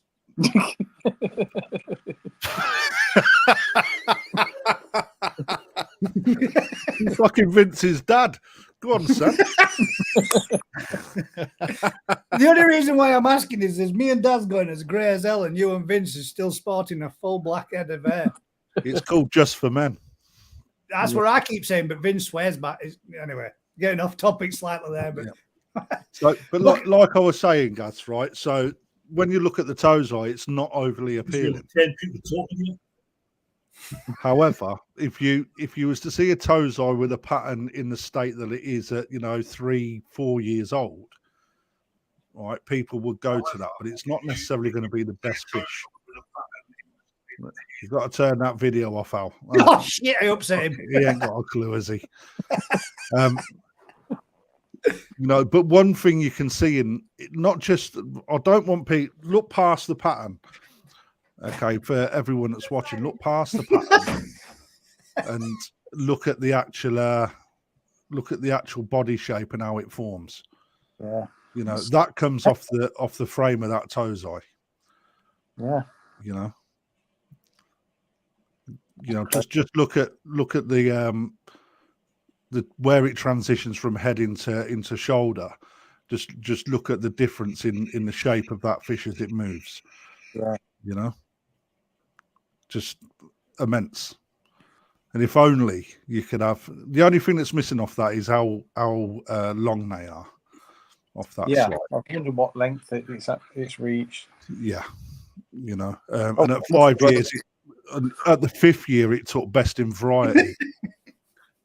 Which is really, that's where this picture comes from. So the fish at 5 years was an All Japan Koi Show winner, but it took 5 years to get there. Too many people want finished fish far too quick. And if it's taken 5 years to get to top show standard, then you've got to have that vision when selecting certain fish, and this sort of fish is exactly one of those that you should be looking at. The long, I can never say this word, longevity. That's the one. Never say it. But yeah, you're looking can't at say that. potassium permanganate either. Oh. You can't say potassium permanganate, no. What specific? I can say specific. Well, just say PP, mate. It's easier. Yeah, that's right. I'm going to stick with PP. Sorry, Mr. What do you see there? Please do feel free to come back, mate, and talk us through these. Yeah, please, Al. Come on.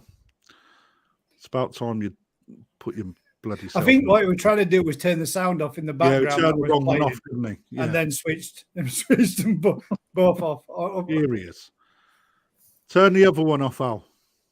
It's all right. I can't hear it now. We've done it. Can you hear us?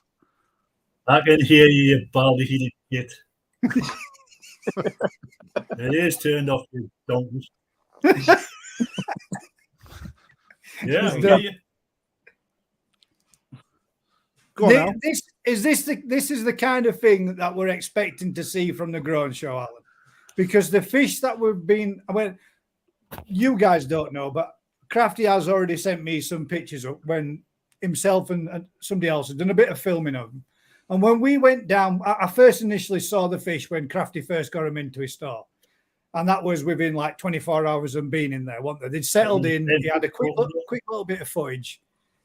And when we went down, what were you a week in after you'd had them? And you could already see a change in the development, couldn't you? You could already see more of the sumi coming up on them.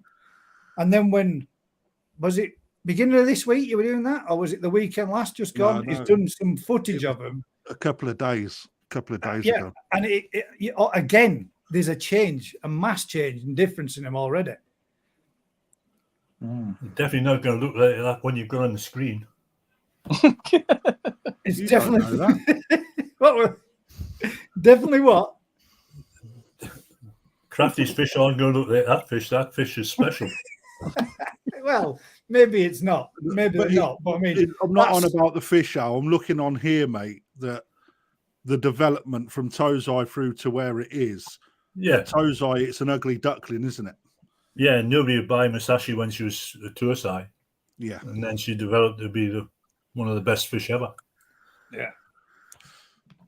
You know, but How big are we talking here? Have you got any idea? What is this like? I think she 80, was about 85 there. 85 cm in 5 years? Well, she was 85 in 10 years. And she developed, this is a youngish picture because she didn't have Motaguru in her peck. But that developed when she was 7, 8 years old and was perfect when she was 10. there you go, 10-year-old to get where it needs to. Mm. The 46 All Japan Koi Show.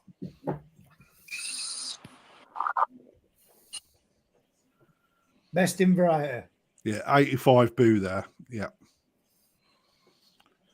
So basically, is this from a time, Alan, where the fish were, because if you go back 20 years ago, maybe 20, 30 years ago, for fish to get to these sizes, it were a 10-year process, wasn't it?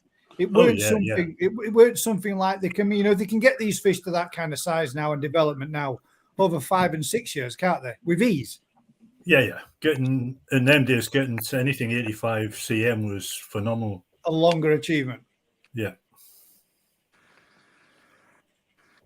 Yeah, just a stunning fish. She's outstanding. And it's just being patient. Just being patient with Shiro's. If we look at the second picture on the screen, she appears to have quite a few white windows in her sumi. Then we'll look at the last two pictures. They're all gone. They've all filled in. Yeah. Oh, yeah. Almost completely gone there on that one. There is a tiny little remaining there in its third year. This window and this window actually opened up a little bit more again there in its fourth year, but closed up nearly again in the fifth. Yeah, stunning fish. Well, look at the head development, man. The head development on that. Point to start with. Yeah, it really is, isn't it? Quite surprisingly. In comparison, the nose shape to the end result really filled out more of the cheek area, hasn't it? Or the gill plate side of the head. Yeah. Yeah, if I buy a Tursai Shiro, there'll be very little pattern on it, similar to that first fish, the first picture you've got there. And then let it develop. All I'll buy at that age is body and skin. I'm not worried about the pattern. The pattern will come. Yeah. I'm not bothered where the pattern is. It will come. And that will be the same with Crafty's fish. You'll have some that have very little pattern and nobody will pick them. Because most people like to see a pattern. Yeah. Yeah. And too many people look for the famous checkerboard style, but actually, checkerboard it doesn't mean anything. It was more of the traditional pattern that they originally tried to produce, didn't they? Whereas now patterns can seem to be all over the place and totally random compared to what they used to be, aren't they? Originally, that's not a checkerboard, is it? On there, that's the top end show winner. Yeah, exactly. Yeah. Yeah. You seem to see a lot of people wouldn't. Let's say, for example, if you were to say that this one side is pretty heavy here, and then it's heavy to this side of the fish's head, isn't it, on the pattern? Yeah.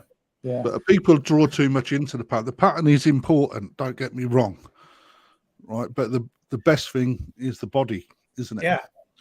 You know, body and skin, you know, and he's got to have a nice profile. That's the bit that if you've got to see that before anything else. The pattern, by all means, you know, when you're looking into a show fish, you know, it needs to be on point. But when you're doing it outside of a show, you've got to stop looking for show quality fish. Yeah. You know, and a pattern is, as long as you like what it looks like, that's all that matters. Yeah. You know, you don't need to chase that textbook image of what everybody says it should be.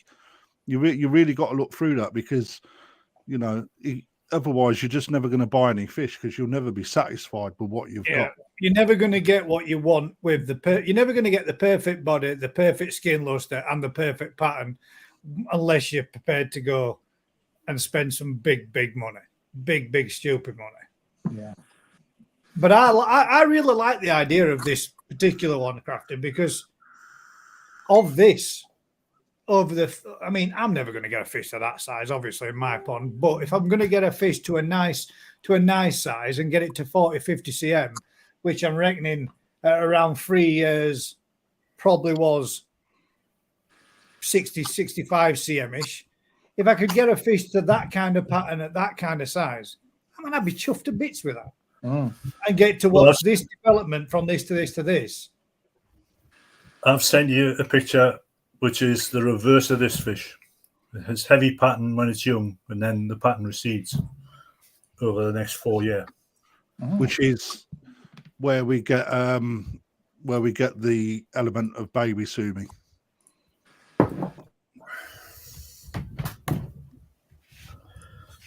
But after that 4 years, is it done, or can the sumi come back up again?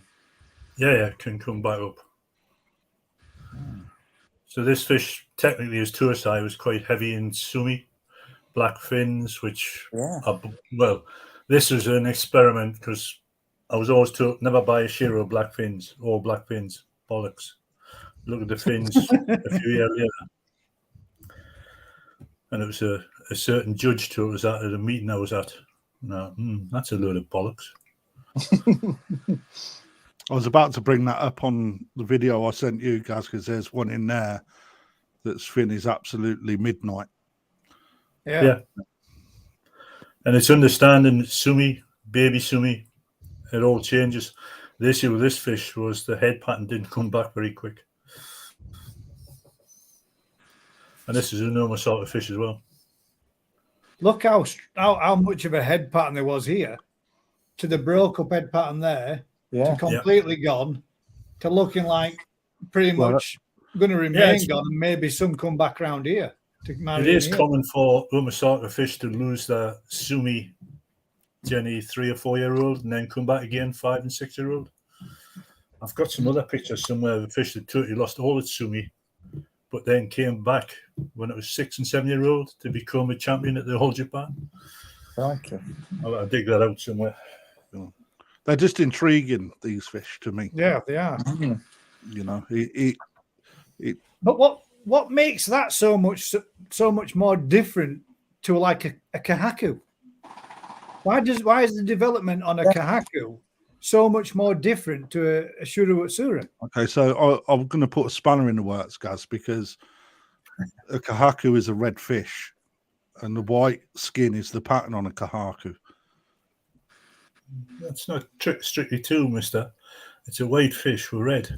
Sorry, red fish. Yeah, sorry, that's what I meant. Whereas a shear is a black fish with white. Yes. Right. So a kahaku is a red fish with a white pattern. No, it's a white fish with a red pattern. A white fish with a red pattern. Starts off like a yellow or white colour as a flower. They're like a yellowy orange, aren't they, when they're young. Yeah. And that starts off as a pure black fish. Like a shower. Yeah. So we've never done any of these, have we, Daz? Or if we have, we never knew if there were a difference between them or a shower, did we? Because they were mixed spawns. They were never an individual, were they? We did shower fry this year. Separated them off, but there wasn't many shower. There was more kaku than shower. Yeah. So when you The see Sankeys, we could tell the difference with, couldn't we? Yeah. We got them and got them pretty much bob up for picking them. Yeah. but what you're looking at is again black and white fish with different elements. The difference is the sumi, isn't it? It's a completely different skin layer or color layer, so it's going to act different to what you'll find in your benny. You know, benny, you know, it retracts. You're looking at and again when you're looking at the sashi in these fish, right, that will give you an idea of what's happening, but it's the sashi element that you're looking at with regards to how defined it's going to come. But again, for me, I think these are extremely hard to read personally. Yeah. You don't know which way it's going to go and how well it's going to react. Well, the one I got from New Forest Koi, bit of a plug there for you, Rick.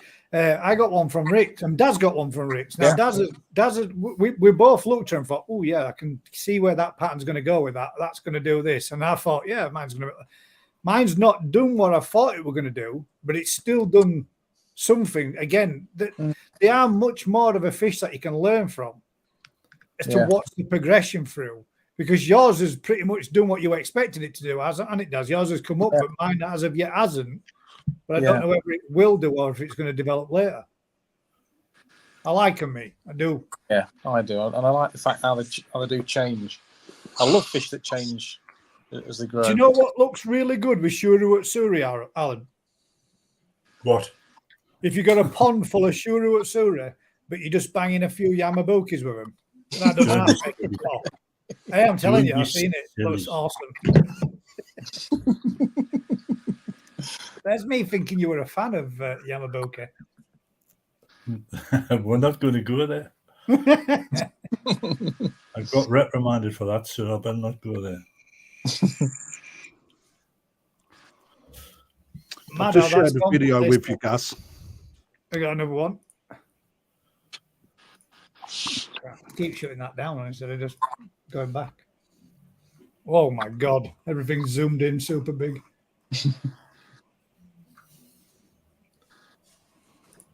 Did you hear my wife open window and say, "Oi, stop swearing"?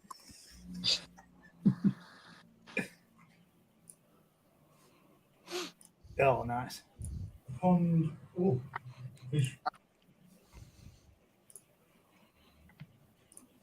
Now you've seen these, Daz, firsthand, so you know the difference. John, I don't know if the sound will come through, but Look how they represent. Mute it off, mate. Absolutely bang. Look at the pattern on that one. But again, one body. Look at that. Again, look at the fins on these. yeah.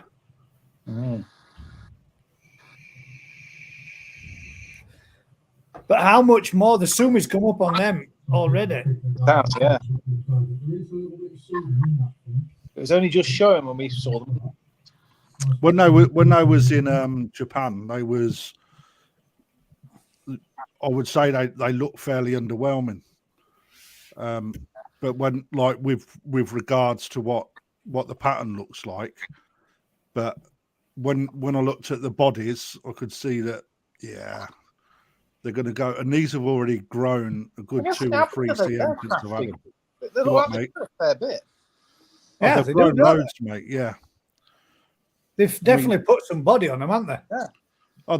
Mate, yeah, I've put them on. If I'm honest, I've put them on quite a good.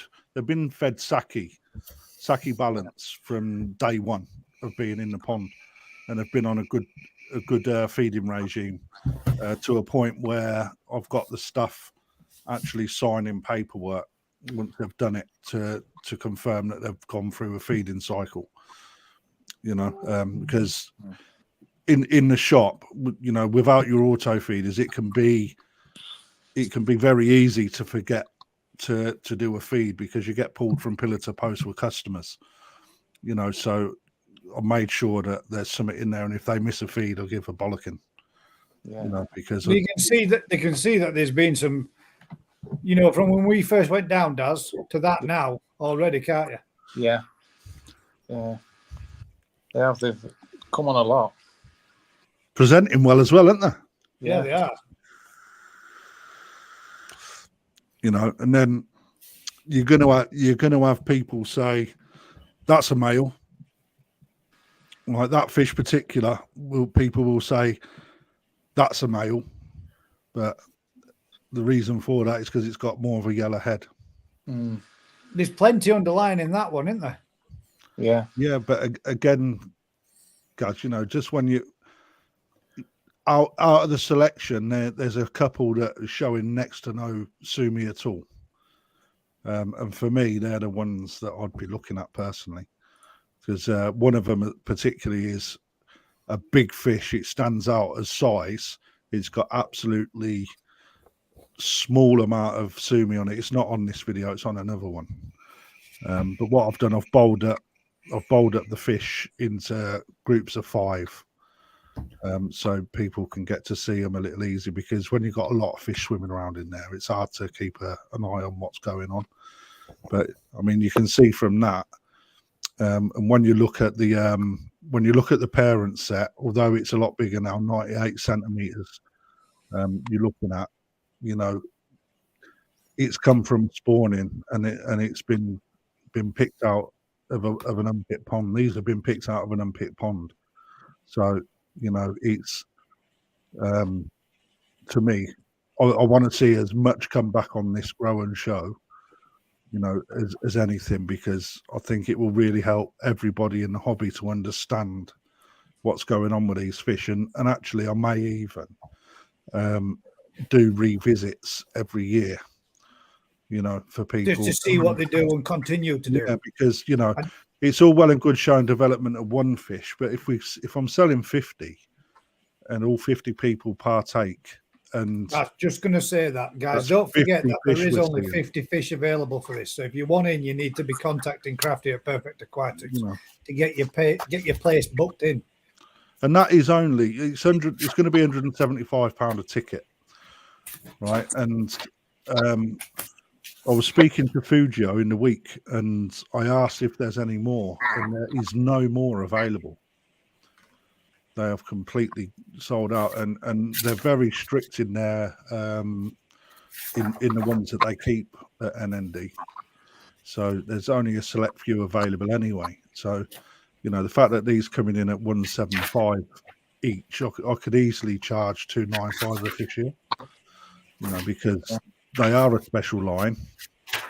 You know, they come from a bloody good parent set, and with them being an Omasako parent set, it's not Omasako that's breeding them, but that's, you know, the parent stock. It's no different to the other koi breeders taking Sakai bloodlines and putting them through their own, you know, to come up with that sort of thing. It's like, so don't think it's cheating by any stretch of the imagination, because breeders buy each other's fish all the time to bring into their own line. So, you know, I'm super excited for this. Yeah, me too. You know, it's going to be a banging thing. I'll see if I can get any more over to you. The files are saying too large. And if nothing else, it's not a kaku, Dave. Yeah, he needs to buy 2 when he's there, mate. He needs to get himself a kaku. In fact, Dave, there is some really nice kaku, jumbo torsai down there too. Mate, I've got loads of some very nice Deutsch torsai too. I've got some really nice Deutsch Shinoda stuff. Again, a lot of the stuff I haven't even lifted out the pond, because I wanted them to have a real good, successful QT. And you don't want to be dipping your net in every 5 minutes. You know, you've got to keep them settled. But what are you barking at? Yeah, there was some really interesting different Deutsch fish there. Yeah, oh, mate, I am very, very excited for my shop this year. If I'm honest with you. Oh, look at that horrible thing. Fred, come here. Is that a Goshiki shower? It is. Oh. Well done. And a Maritan at that. Oh.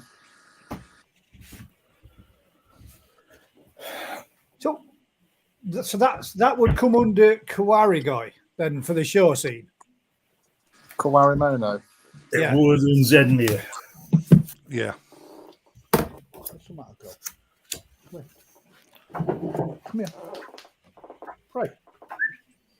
You'll have to watch this space, Dave says. That means he's coming down to buy 2. Ooh. He's already messaged me. Have I missed the tickets? The tickets have not gone out on sale yet. But they will. Just be patient. Dave, there's lots of smaller ones too, and you can grow them. You'll have to dibs them. Yeah, they're honestly, Dave, there is some exceptional Deutsch shower. Yeah. Ask Mr. Hadfield. Has he put his name to that? Has he been and got it? No, he ain't got it. He's got about 8 fish. Has he been down to see that particular one? No, but I lifted it in the pond earlier today. So, How many spots have dropped off? There's another one in there. There's another one very similar to it. There is. Yeah, I think I'd choose the other one over that one if I'm honest. Yeah, I think you should convince him of that. I've done that one. I think the files are slightly too large for you, mate. Come on, sort yourself out. Grow where? Grow it in your pond, Dave. Grow it in your pond, not in your tank. I'm not talking this small type things. I'm talking, toe size, decent sized toe size, not massive, not like the jumbo though. Jumbo ones are like that fucking big. They're nearly 24 inch. Them jumbo toe size are banging, man. Have a look on video, Dave. You'll see them. I showed loads. What, the Kahaku ones? Yeah, those jumbo toe size. What size are they? They're 40 odd. They're 40 odd cm, them, aren't they? Yeah, so somebody that we all know has already purchased one of them. I think he got the best one in the pond, actually. Sorry, Dave, best one's been sold. Did we have any other questions? I don't think we had a great deal of questions this evening. I don't know if we did have one there. For Duke, maker of things, what sort of magnification is needed on a microscope and any types of recommendations? Thanks. We did touch on this last week, mate, but you want 40, 50 and 60 times magnification. And what is it on the top of the microscope? Is that normally 10? So it's 10 times 40 gives you 400. 10 times 50 gives you 500. 10 times 60 gives you the 600. Yeah. And 600 magnification is the highest you need, but most of them you can find, like flukes, you can find at 400 times magnification. Trick cost you're going 500, 600 if you've got bad eyesight like me. Yeah. You'll definitely see it. It'll just scare you half to death when you see them. I think white spot can be seen at 400, can't it? Yeah. Yeah, it's quite. Most things can be seen at 400. Yeah. Costia is probably, and what's the other one? The other tiny one like Costia. Yeah, but Costia a little bit tricky. But again, that comes down to this way you spend a little bit of money. I hear people say, give me a 40 quid microscope, you can see everything. I guarantee that, well, not guarantee, you're going to struggle to see Costia on a cheaper microscope. A lot of it's down to technique as well, though, Crafty, because if you just bang a load of slime on a slide and you look in the middle of it, you won't see jack. Well, you won't see. You've got to follow the jet stream. Yeah. You've got to follow the outer edge of it, haven't you? Because that's they're normally whizzing around in the liquid and the stuff at the side of everything, aren't they? Flukes the ones that you tend to find in the blob or you globule of.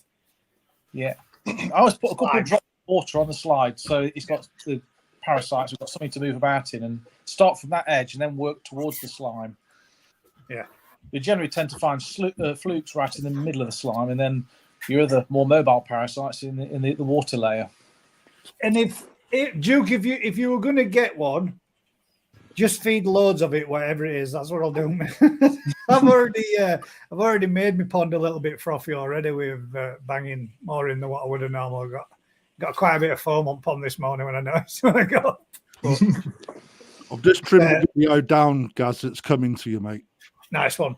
But I would say, Duke, if you could, if now, what's that type of microscope? The practitioner. Practitioner, yeah. But any type of microscope where you can, rather than having to move the slide around manual, I can do it and I'm comfortable with it. You can get those the like little clips that spin round to hold the slide down on. I don't bother using them. I spin them out of the way. I spin mine out of the way. Yeah, they just get on your tits. I'll keep mine on.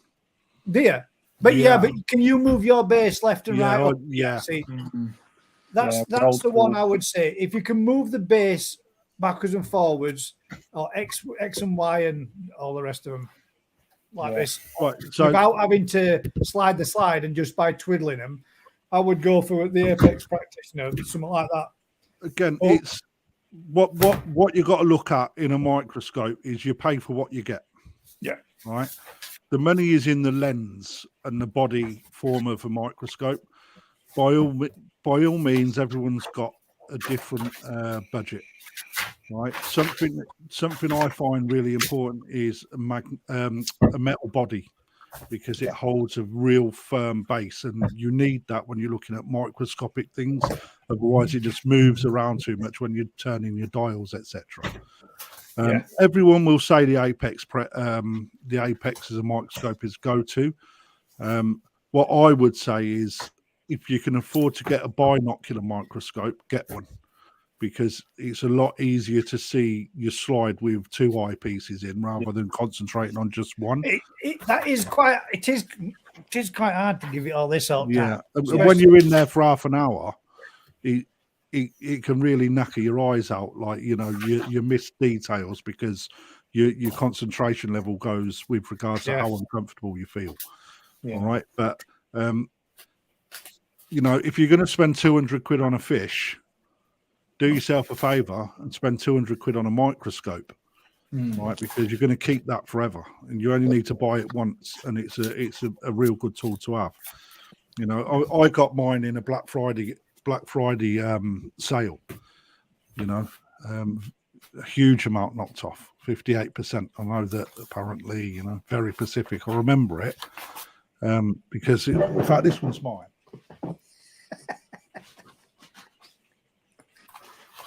This is how good. Yours got the rubber things on it, Crafter. Yeah. So this is what you have to buy when you're getting old and your eyesight's deteriorating. Like mine. This is the kind of thing I can do with. Just drop one of my eyepieces. So mine comes with the rubber things, magnification slots, so you can actually change the eyepieces out as well. And mine goes down to 1,600.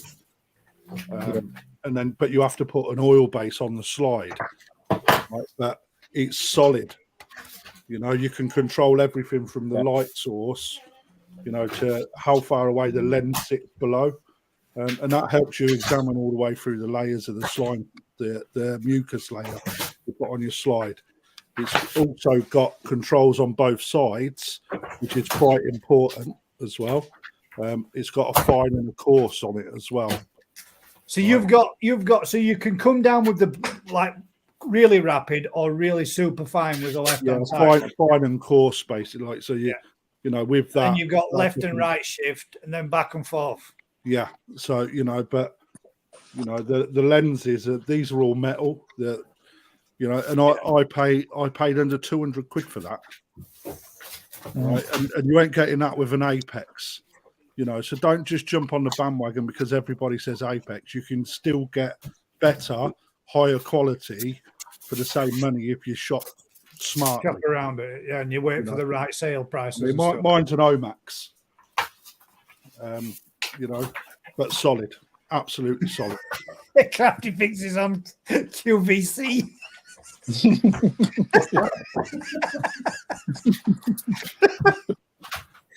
Claude says Crafty fixes on QVC.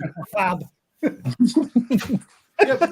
the truth is, Well, like, you're right though, because at the end of the day, that's way better than a practitioner. But you got it at the same price as a practitioner by shopping around and getting a good sale.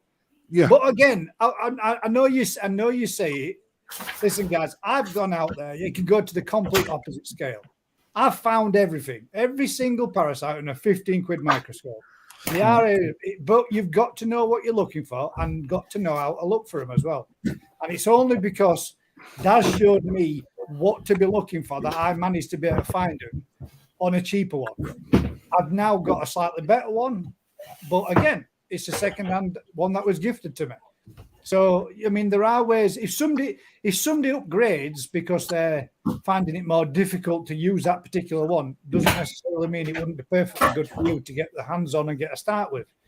Once you got comfortable with it, a lot of people can't afford 200 quid on one. That's all I'm trying to say. So if you thought that one that Crafty's got there, if you wait around, you shop around, you'll probably find that second hand, and somebody else will have upgraded from that to a slightly better one. Yeah. There's plenty of deals to be had out there. There's plenty of bargains where people that have closed down ponds and getting rid of stuff because they no longer want to use them anymore, or they don't want to keep koi anymore because they got too much for them or whatever. I paid more than 100 quid for my microscope, and I want Google Earth. you've also got your LCDs as well, though, Yeah, Gaz. the LCDs Right. really are easy to use. Have a look at what I just sent you, Gaz. Right, so one thing the LCDs are good for is this, but you've got to look in the right places.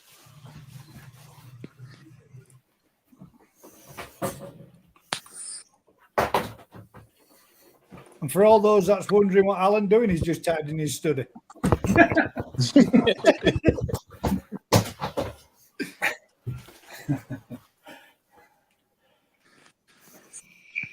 So there is a parasite on there, believe it or not. Yeah, you can see it's here, dead center there. I don't think that'll show up as well as easy for yourselves, guys, but there is one here, just That's here. it. Right, and that's Costia. I was just going to say that's Costia. The thing is, Costia is quite easy to keep your eye on once you've found it and you spot it. But tricks and bugger, man, that stuff's fast. And you'll see something whiz across your vision and you think, what the hell was that? Yeah. There's and that's not a lot of Costia. No. That's a very small, sort of. But the koi were acting up on it,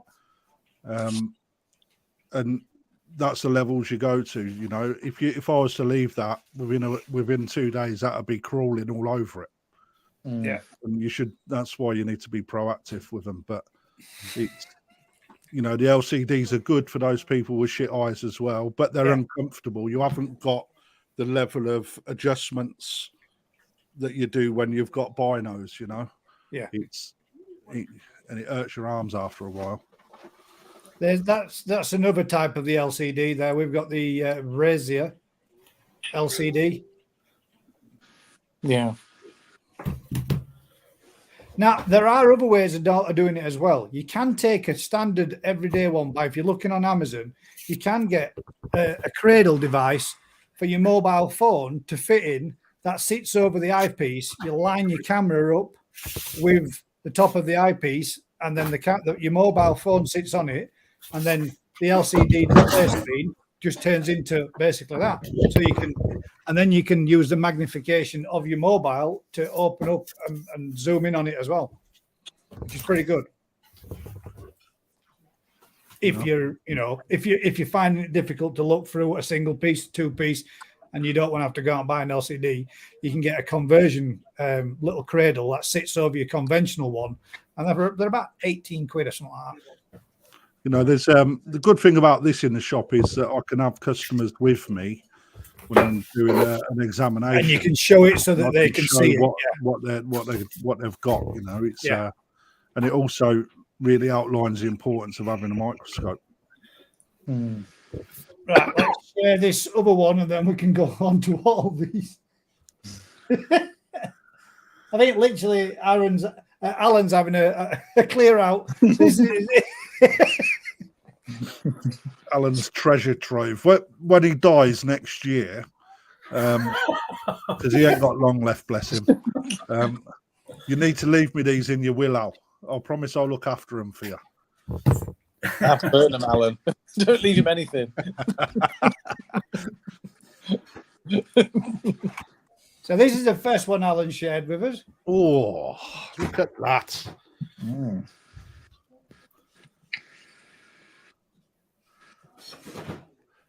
I've got fish like that in the shop, Al. The one in the middle. Yeah. It was an Akawa Shiro, mate. I got it last year. No sumi on it showing, really. It's put in my main pond and it's only just starting to come through now. But it was the best fish in the selection I had, although it didn't have any, and not one person has looked at it, mate. No. It's just mad. It is. It's just hard to read the fish. Where are these from then, Al? Talk us through it, lad.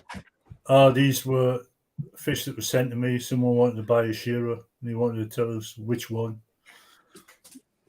which I wouldn't do. I just asked them, where's the best body? Where's the best skin? And we eventually got the right fish. It's easy for me to tell them which is the right fish, but people need to learn. So the only way to learn is if you stick 3 fish in a bowl and put the fish. Pause that off, Gaz. Pause that off when there's all 3 in the shot. Right, there you go, guys. Right, top one is number 1, middle one number 2, bottom one number 3. Which one would you go for? Okay. So again, a little bit of audience participation.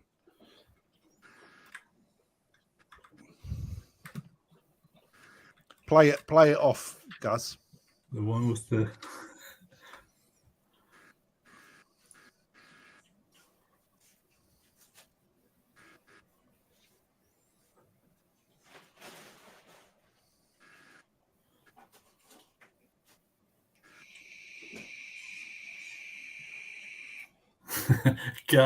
Gaz, you're not allowed to have 3 choices. 1, 2, and 3. One, Just 2, chill or as 3. well. Another comedian. Right, so we start that back at the beginning again. That was number 1, number 2, and number 3. So I would go for it. Daz first. Go on, pick one first. Which one would you go for, Daz? 1, 2, or 3? A bit odd because I'm trying to look at it on my phone. I'd probably go for number 1, actually. Yeah. Play it off, Gaz.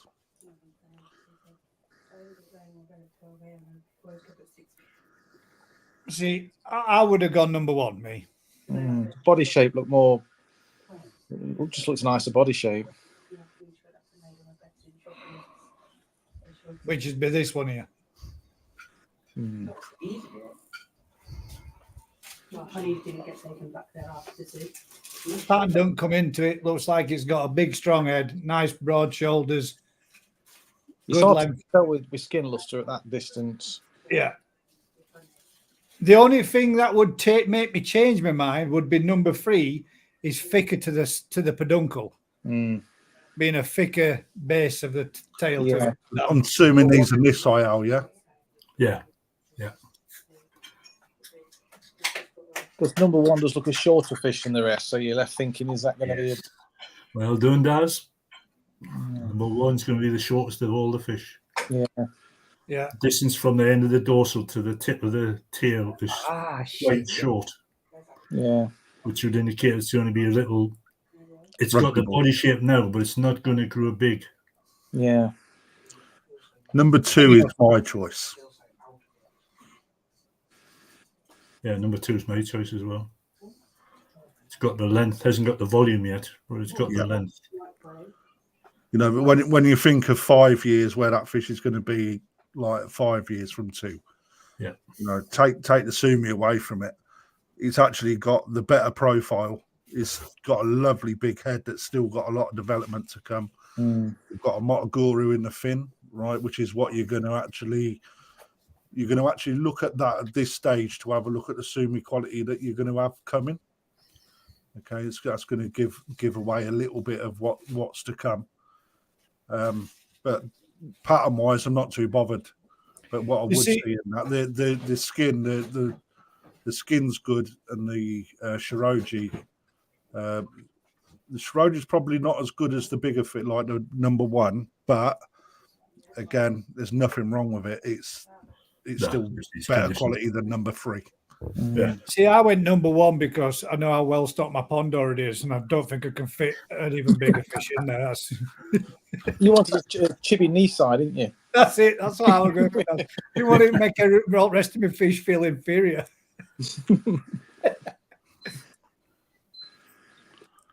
See, number 2 looks too slender for me. At the moment, At the moment. it comes later on, Gaz, in the development of the fish. Okay, so again, it's about that word I can't pronounce. Hell of a big mouth on it, though, isn't it? And that's what you've got to look at. You know, you've got the length there, but the mass will come. You know, you're probably looking year 4 when the mass really starts to pile on.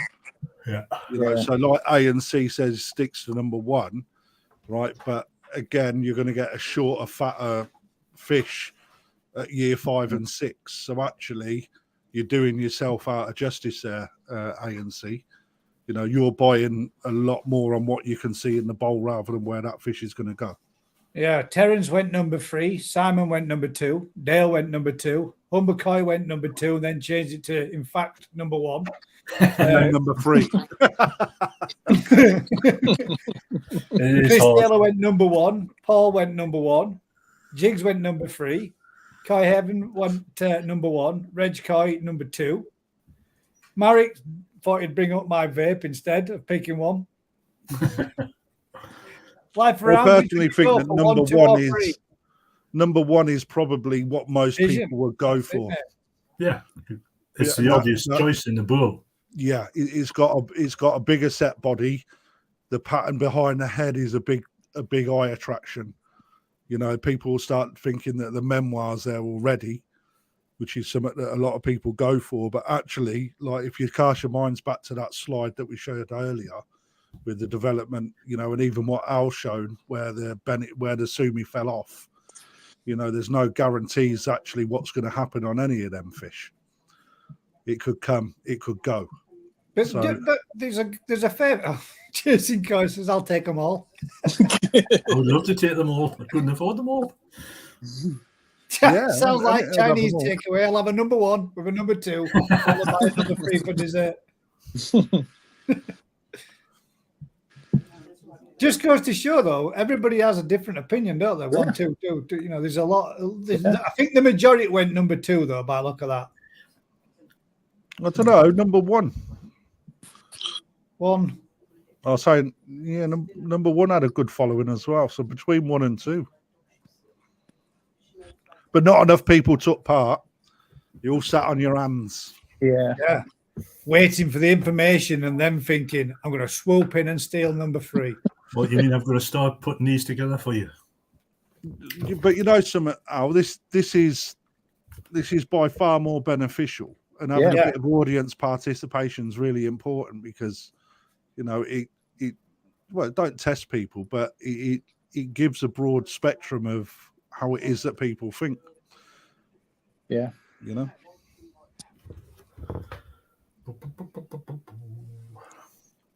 I'll send you some all over for next week.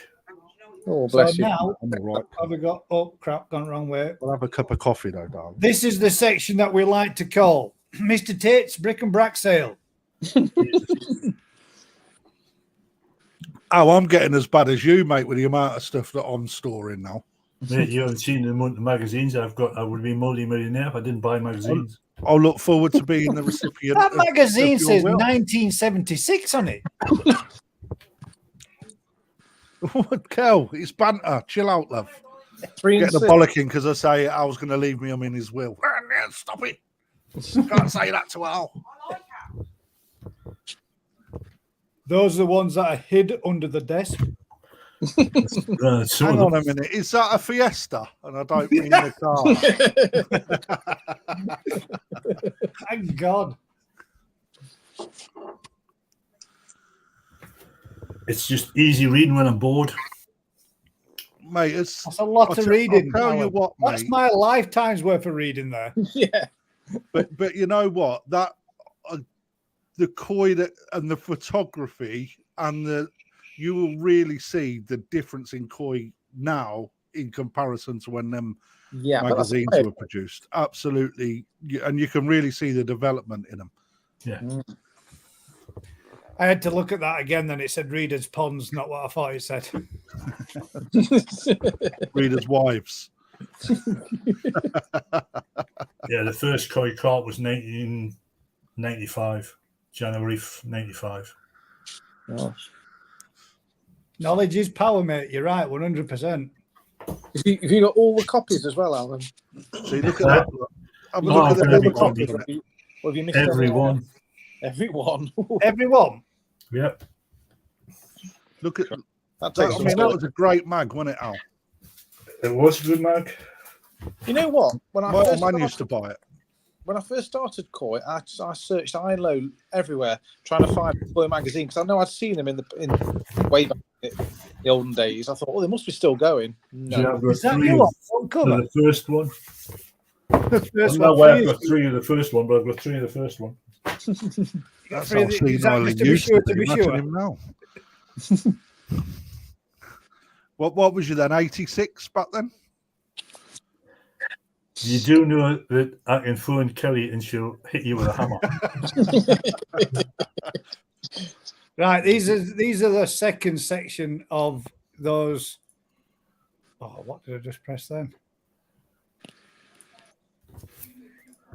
delete button. No, I prevented my own PC from sharing my own second screen for some reason. I don't know why I clicked on that one.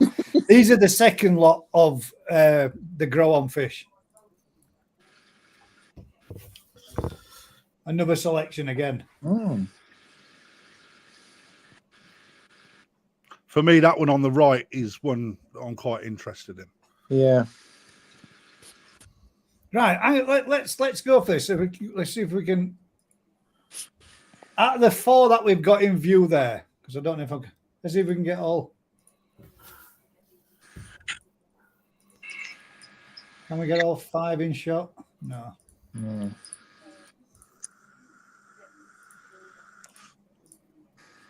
Oh, we'll go for those. You can, Oh, well, we can't, but almost. Out of the 4 here, we'll go 1, 2, 3, and 4. So 1, 2, 3, and 4. Which one would you pick? 1 out of 4. Which would you pick if you were going to pick? Bearing in mind, if you picked it and you kept your eye on it, you could actually get that fish if you got lucky enough to draw it. So Claude would go, Chris Taylor would go 4. ANC would say, not for me. None of those. Life Around would go 3. So we've got 1, 2,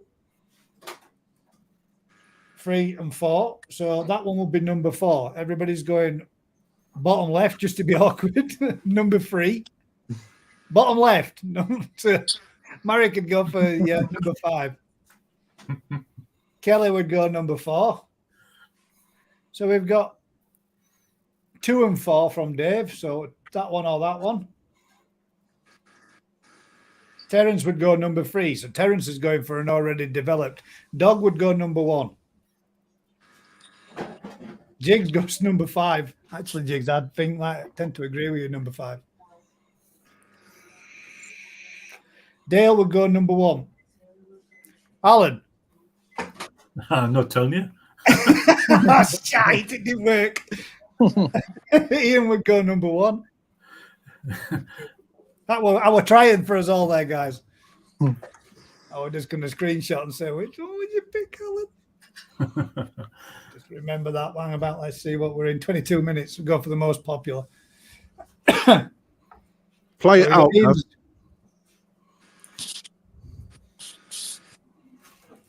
Now look how they're good enough to stay perfectly still for us as well. Oh, bastard. I helped my mouth, didn't So that would have been the number one, I think.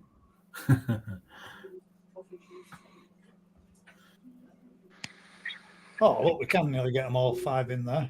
I think I would have gone for one that Crafty says with a 1 dark peck. I find that interesting. I'm not saying that's the best. I find it interesting. It looks like it's got nice skin luster as well. I think I might go number 5, me. I'm struggling to zoom in on my phone. You need to put some cleaner water in, Crafty. Mate, there's nothing. It's as clean as they come. That's fresh water, that. It must be my eyesight then. Needs to sort his video out. Crap video work whoever did it. Mate, I don't want to give everything away on a video. Don't start with excuses. You need people to come down to see them, mate. You know, this is just a little taster. Come and have a look.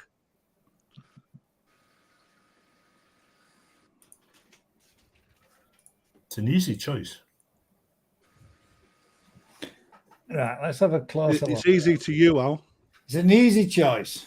It is. So we went 1, 2, 3, and 4.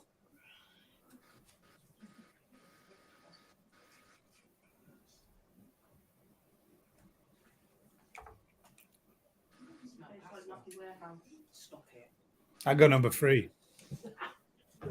Which one's 3? The fully developed one? No, 1, 2. Well, gone on 1, 2, 3, and 4, but this is a slightly different position, I think. I agree, A and C. Needs an umbrella, yeah, a bit of shading over top of it just so you can get better lighting. You need something because that's crap photography.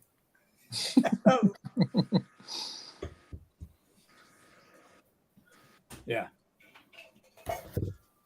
Number 3. Oh, sorry, that would be 1, 2, 3, and 4, wouldn't it? So that would be number 4. I'll go number 4, me. I think that would be the one I'd go for out of them. Yeah. That doesn't work either.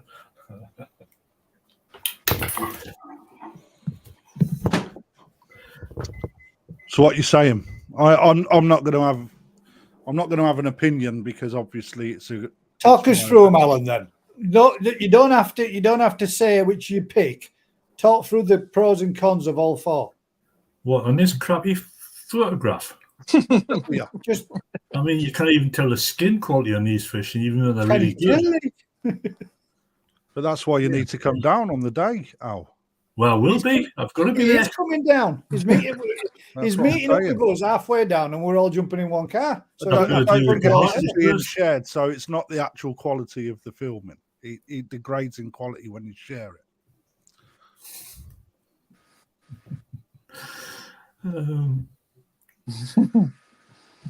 I'd sooner have 5, but if it goes out of the top 4, it would be 4.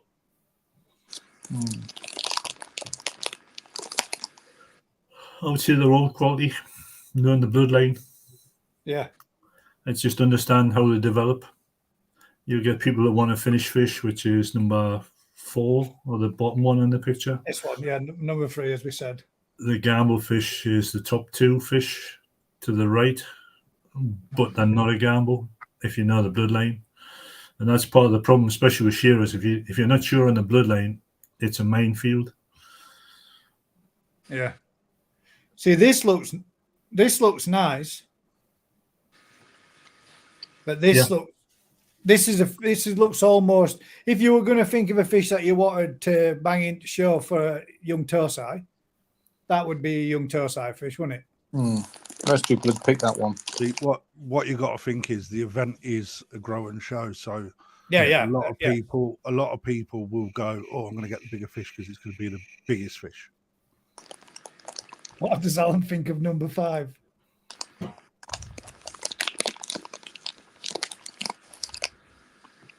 That's an easy fish to read, that. The hardest fish to read is the darkest one. This one. Yeah. Because there's a lot of baby sumi on that fish. So it will recede. It will not look like that 2 years down the lane. Yeah, this could be a lot like that other one where you were seeing that all this could drop back, all this. Yeah, it'll drop back. Yeah. recede back a lot more. Yeah. Whereas this one looks like it could get a lot more up and coming. This Yeah. one looks like it's going to be the gamble because you're not so sure if it is going to come and what might come, in the bloodline. That one is pretty easy. You can see it's going to get the nice this menwear pattern. on the head. You're going to get a little bit coming in here towards the bottom end of the peduncle. And this should nicely marry through. Yeah. So that one's easier to read, isn't it? But you'd like to think. Yeah. These are harder to read than the Carhartt was the Crafty did last year. The Carhartt was easy to read. These are 5, much harder. I reckon, Simon. I would go with this one, mate, because if it did what I thought it were going to do, I would be happy with the body's nice, the head's nice and broad. It's got a nice body shape to it. We can't tell if it's got any good luster to it because of the quality of the lighting. But if you were going to go with the two, body shape's nice. Probably I'll take the pattern you can kind of see coming in, and you'd have to, let's say it's got good skin luster, I'd be picking number 5 because I'd be expecting another video to do what I think it'd do. So there's a question there, Crafty. How did it enter the growing show? Okay, so on Tuesday, it will be announced on the Facebook page at Perfect Aquatics how to go about doing it. So it will go onto our website, and basically you just buy through our website, and then turn up on the day. Right, just as a slight warning for everybody, these are the speedy little buggers that he put in last. Watch this. These are the ones he struggled to catch. Wow. they're shifting in there, aren't they? So you're getting athletic fish. Now, again, look, it's totally... all right, there's loads of nice ones in there. Calm down. Now, there, right, that one there, straight away, is everybody's first pick. Yes. Checkerboard pattern, big chunky fish, big broad head, nice big pecs. That's going to be everybody. That's going to be the first fish. Whoever gets the first draw, that's going to be the first fish gone. Yeah.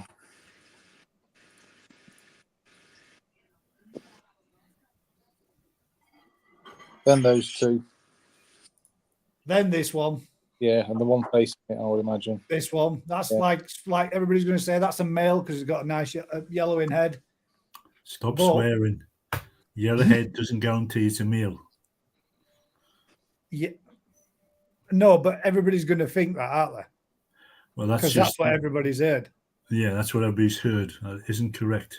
Quite a few Omasata Tuosai have yellow heads. And this one, Aaron. So we go 1, 2, 3, 4, 5. I would take a gamble on the whole lot. I don't think there's a bad one in there, is there? I'd agree I'm not with you. saying that any of them are bad, but They all look really nice. Probably the best box we've seen. That's nice. Yeah. That's well balanced, that. It is, actually, yeah. Which one? Okay. But this is certainly the biggest bodied fish in there, the broadest, widest head. And it looks like he's got the biggest mouth. So if you want one to grow, 4 and 5. Well, again, That's a big chunky bugger already, isn't it? Yeah.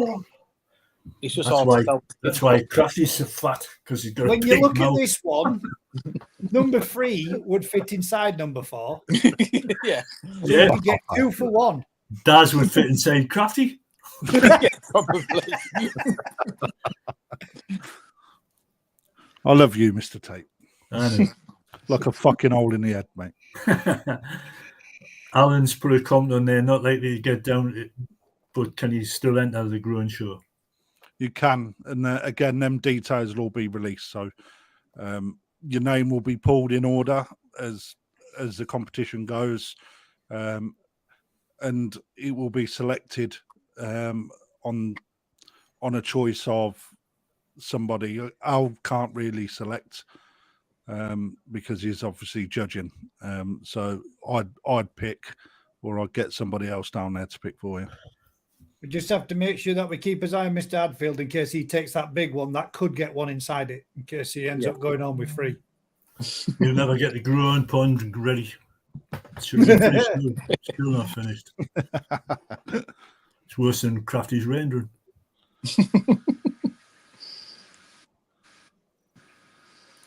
It's not been the weather for rendering, though, has it, Crafty? No, not for 2 years, mate. No. Yeah, it's been bad for 2 years. Yeah, there's not been a 24-hour period where you could have got it done, mate. As it's just Not while I've been off work. This is the fish for me that is, again, something I'm really looking forward to seeing. Sure. This one. Nope. That one. That one. Crafty man, for God's sake. You do realise I'm going to buy a fish in this competition, but I'm going to be the last pick. I think you're giving everything away, Al. No, you are.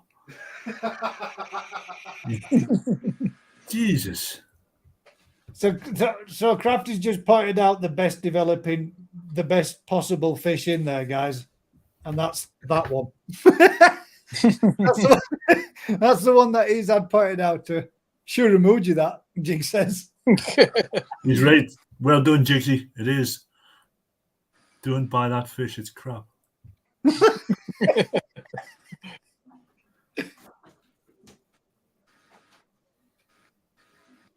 The pattern on that one's somewhat different, isn't it? Mm. But again, we've already seen how the tails and how the pecks can completely lose colour. That could be one that does exactly the one like Alan showed us in the. And nobody picked up that Alan said that he's going to be buying one of these fish either. Yeah, I did notice that. Yeah, another one for the collection. He's never going to see it though, is he? He's going to throw it in that great big lake. It's going to come out in like 4 years' time at 115 cm. That's if a cormorant don't get it first.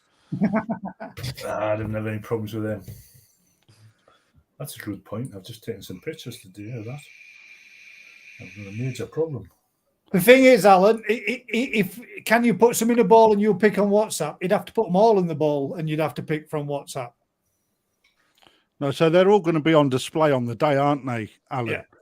You know, because people need to be able to pick their choice. So it'd be, you know, there's a potential that I could do a live link to you if that's what you want, but yeah, I want it to go as smooth as I can. And, you know, as soon as I start saying that I'll do that for one, there'll be 10 people hours that of want to phone do it. calls for loads of people. And I don't want to go down that route. So if people are going to enter, it will be, if they can't turn up, I will pick for them on the day. You know, if the problem is that it's not going to be your selection. So, you know, it all depends. But you're getting a banging fish irrespective for 175 quid. Because like I said earlier, there is no more of these available. And they're very strict on what fish are released, and these were from an unpicked pond. So at the end of the day, you've got a decent eye, Crafty. You're not going to pick a duffin, so people are going to get a fair choice. No, well, they're just send him a tamasaba. He'd be happy either way. When you look in that bowl there, there's again, it's so difficult to know what you want and what you choose, and that. Yeah. I'll say it again. It's not for me what they look like now. It's what they look like in a year's time. That's when we've seen right. For example, that fish there, it looks a lot of a one-sided pattern fish, doesn't it? And a lot heavy in the tail and heavy in the pecs.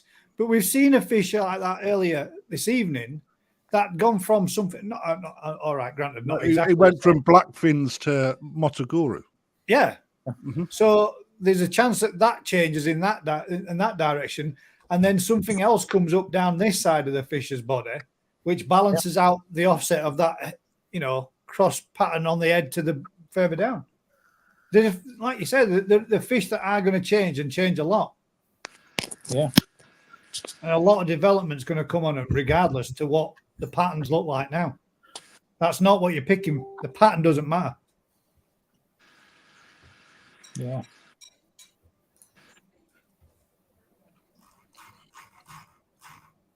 God damn. So this is where Alan's is going. When Alan gets his, this is where Alan's fish is going to live its days of total and utter freedom. Just in a wee small pond. You'd never see it again. Oh, you do. Look at that. It just looks good pond, doesn't it? Oh, sorry. Wrong way. It's even got shadow monsters in it. Yeah. Oh, you need to see a doctor, mate. Your legs look atrocious in that picture, mate. Got something sticking out the side of your kneecap here. What's happening there, man? Mate, Imagine having that as your own pond, man. I'll send you another one. This is the problem I've got with this setup. The rain we've had lately has caused me great problems.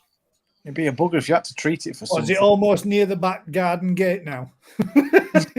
No, You aren't going to stroll to the lake now. You can literally. Alan, is that really all yours? Yeah. Wow. They're not mine. I use them though. I've got permission off a certain gentleman. But Yeah. this used to be separate ponds. The one on the left, the one on the right. But we've had that much rain lately. It's flooded the bloody middle part, and fish have transferred from one to the other. So I've got to try and get them out the big one, put them back in the little one. Is that a problem then, Alan? Yeah, so there was an expensive fish in that little side. It's now in the other side. And it's not one of my fish. It belongs to somebody else. Oh shit! So I need to get it back in there. So are we all coming up yours then in the next couple of weeks with fly rods and some Sakai Akara? Because there's some males in the bigger pond, and I didn't want the female. She's an expensive female. Yeah. What temperatures does it get up to in the summer, Alan? Oh, and get up 30 degrees in the summer. How'd you go on for things like otters? Not a problem. Not a problem with anything. Herons, anything. Oh, that's cool. We live near educated, not educated, but we live in an area where we don't have problems with wildlife. We just shoot the bastards. I kind of sensed that was coming. I've never seen a heron here at all. Swans, cleared with bloody swans, but not herons. Yeah, you can't shoot swans, mate. They're protected by. Well, it was the Queen, wasn't it? Yeah, His Majesty. How many packets of float plus in that?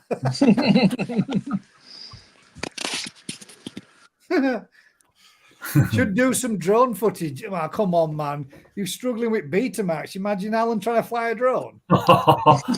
All right, guys. All right.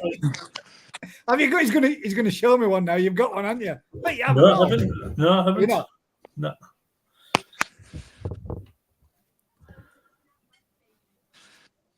Yeah. There's a good question by Cloud there, mate, or Claude.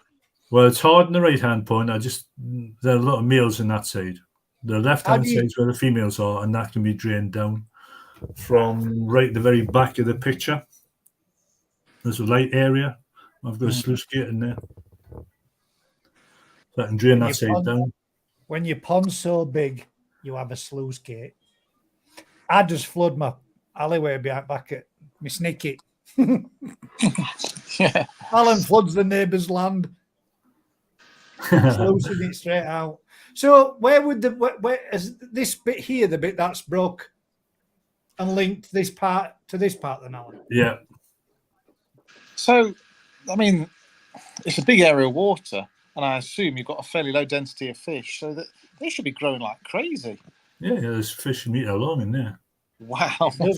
It does look like a koi farmer's dream, doesn't it? Yeah. Trouble is, the farmer wants his lakes back again, so I'm busy with another one. I've got another 2 elsewhere now. We have lots of ponds around where I live, lots of them. I think probably in a 4-mile radius, there's 1, 2, 3, 4, 5, 6, 7, 8, 9. There'll be 10 lakes like this. Are you supplementing these? Are you feeding these then? Or are you just leaving them on naturals? No, they get fed. They get fed. Yeah, the farmer feeds them every day. That's handy. He's doing it every day, feeding them. Thank God.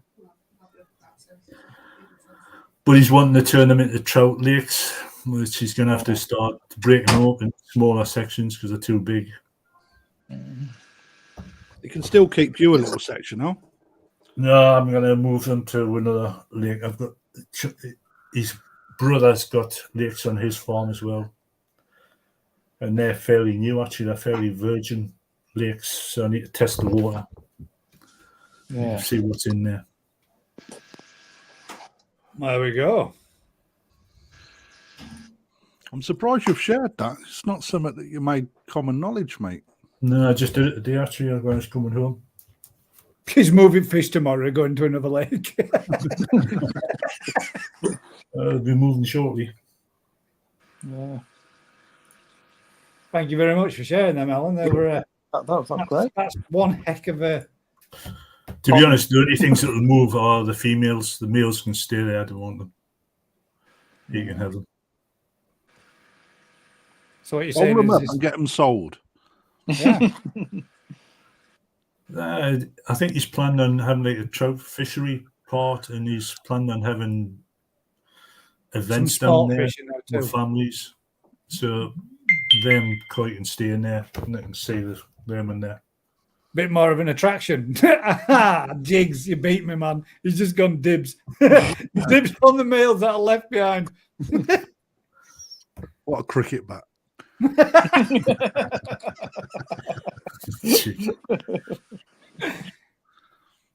Well, there we go, ladies and gents. That's this evening's GKP Oh, Live. that's good. We're fresh out of questions. We're fresh out of content. Killer Dam next. Like to say massive thank you for everybody who's joined us again this evening. And a massive thank you to Alan, Crafty, Daz, and Ryan who joined us as well. Usual thing, guys, if you've been enjoying this kind of content, do us a huge favour. Like, share, subscribe, tell a friend. Until next week and on the next one, we'll catch you on. Keep smiling. We'll see you all soon. Cricket Good bat. night, all. Are you ready, Crafty? You like that 3, word? 2, 1. Cricket bat.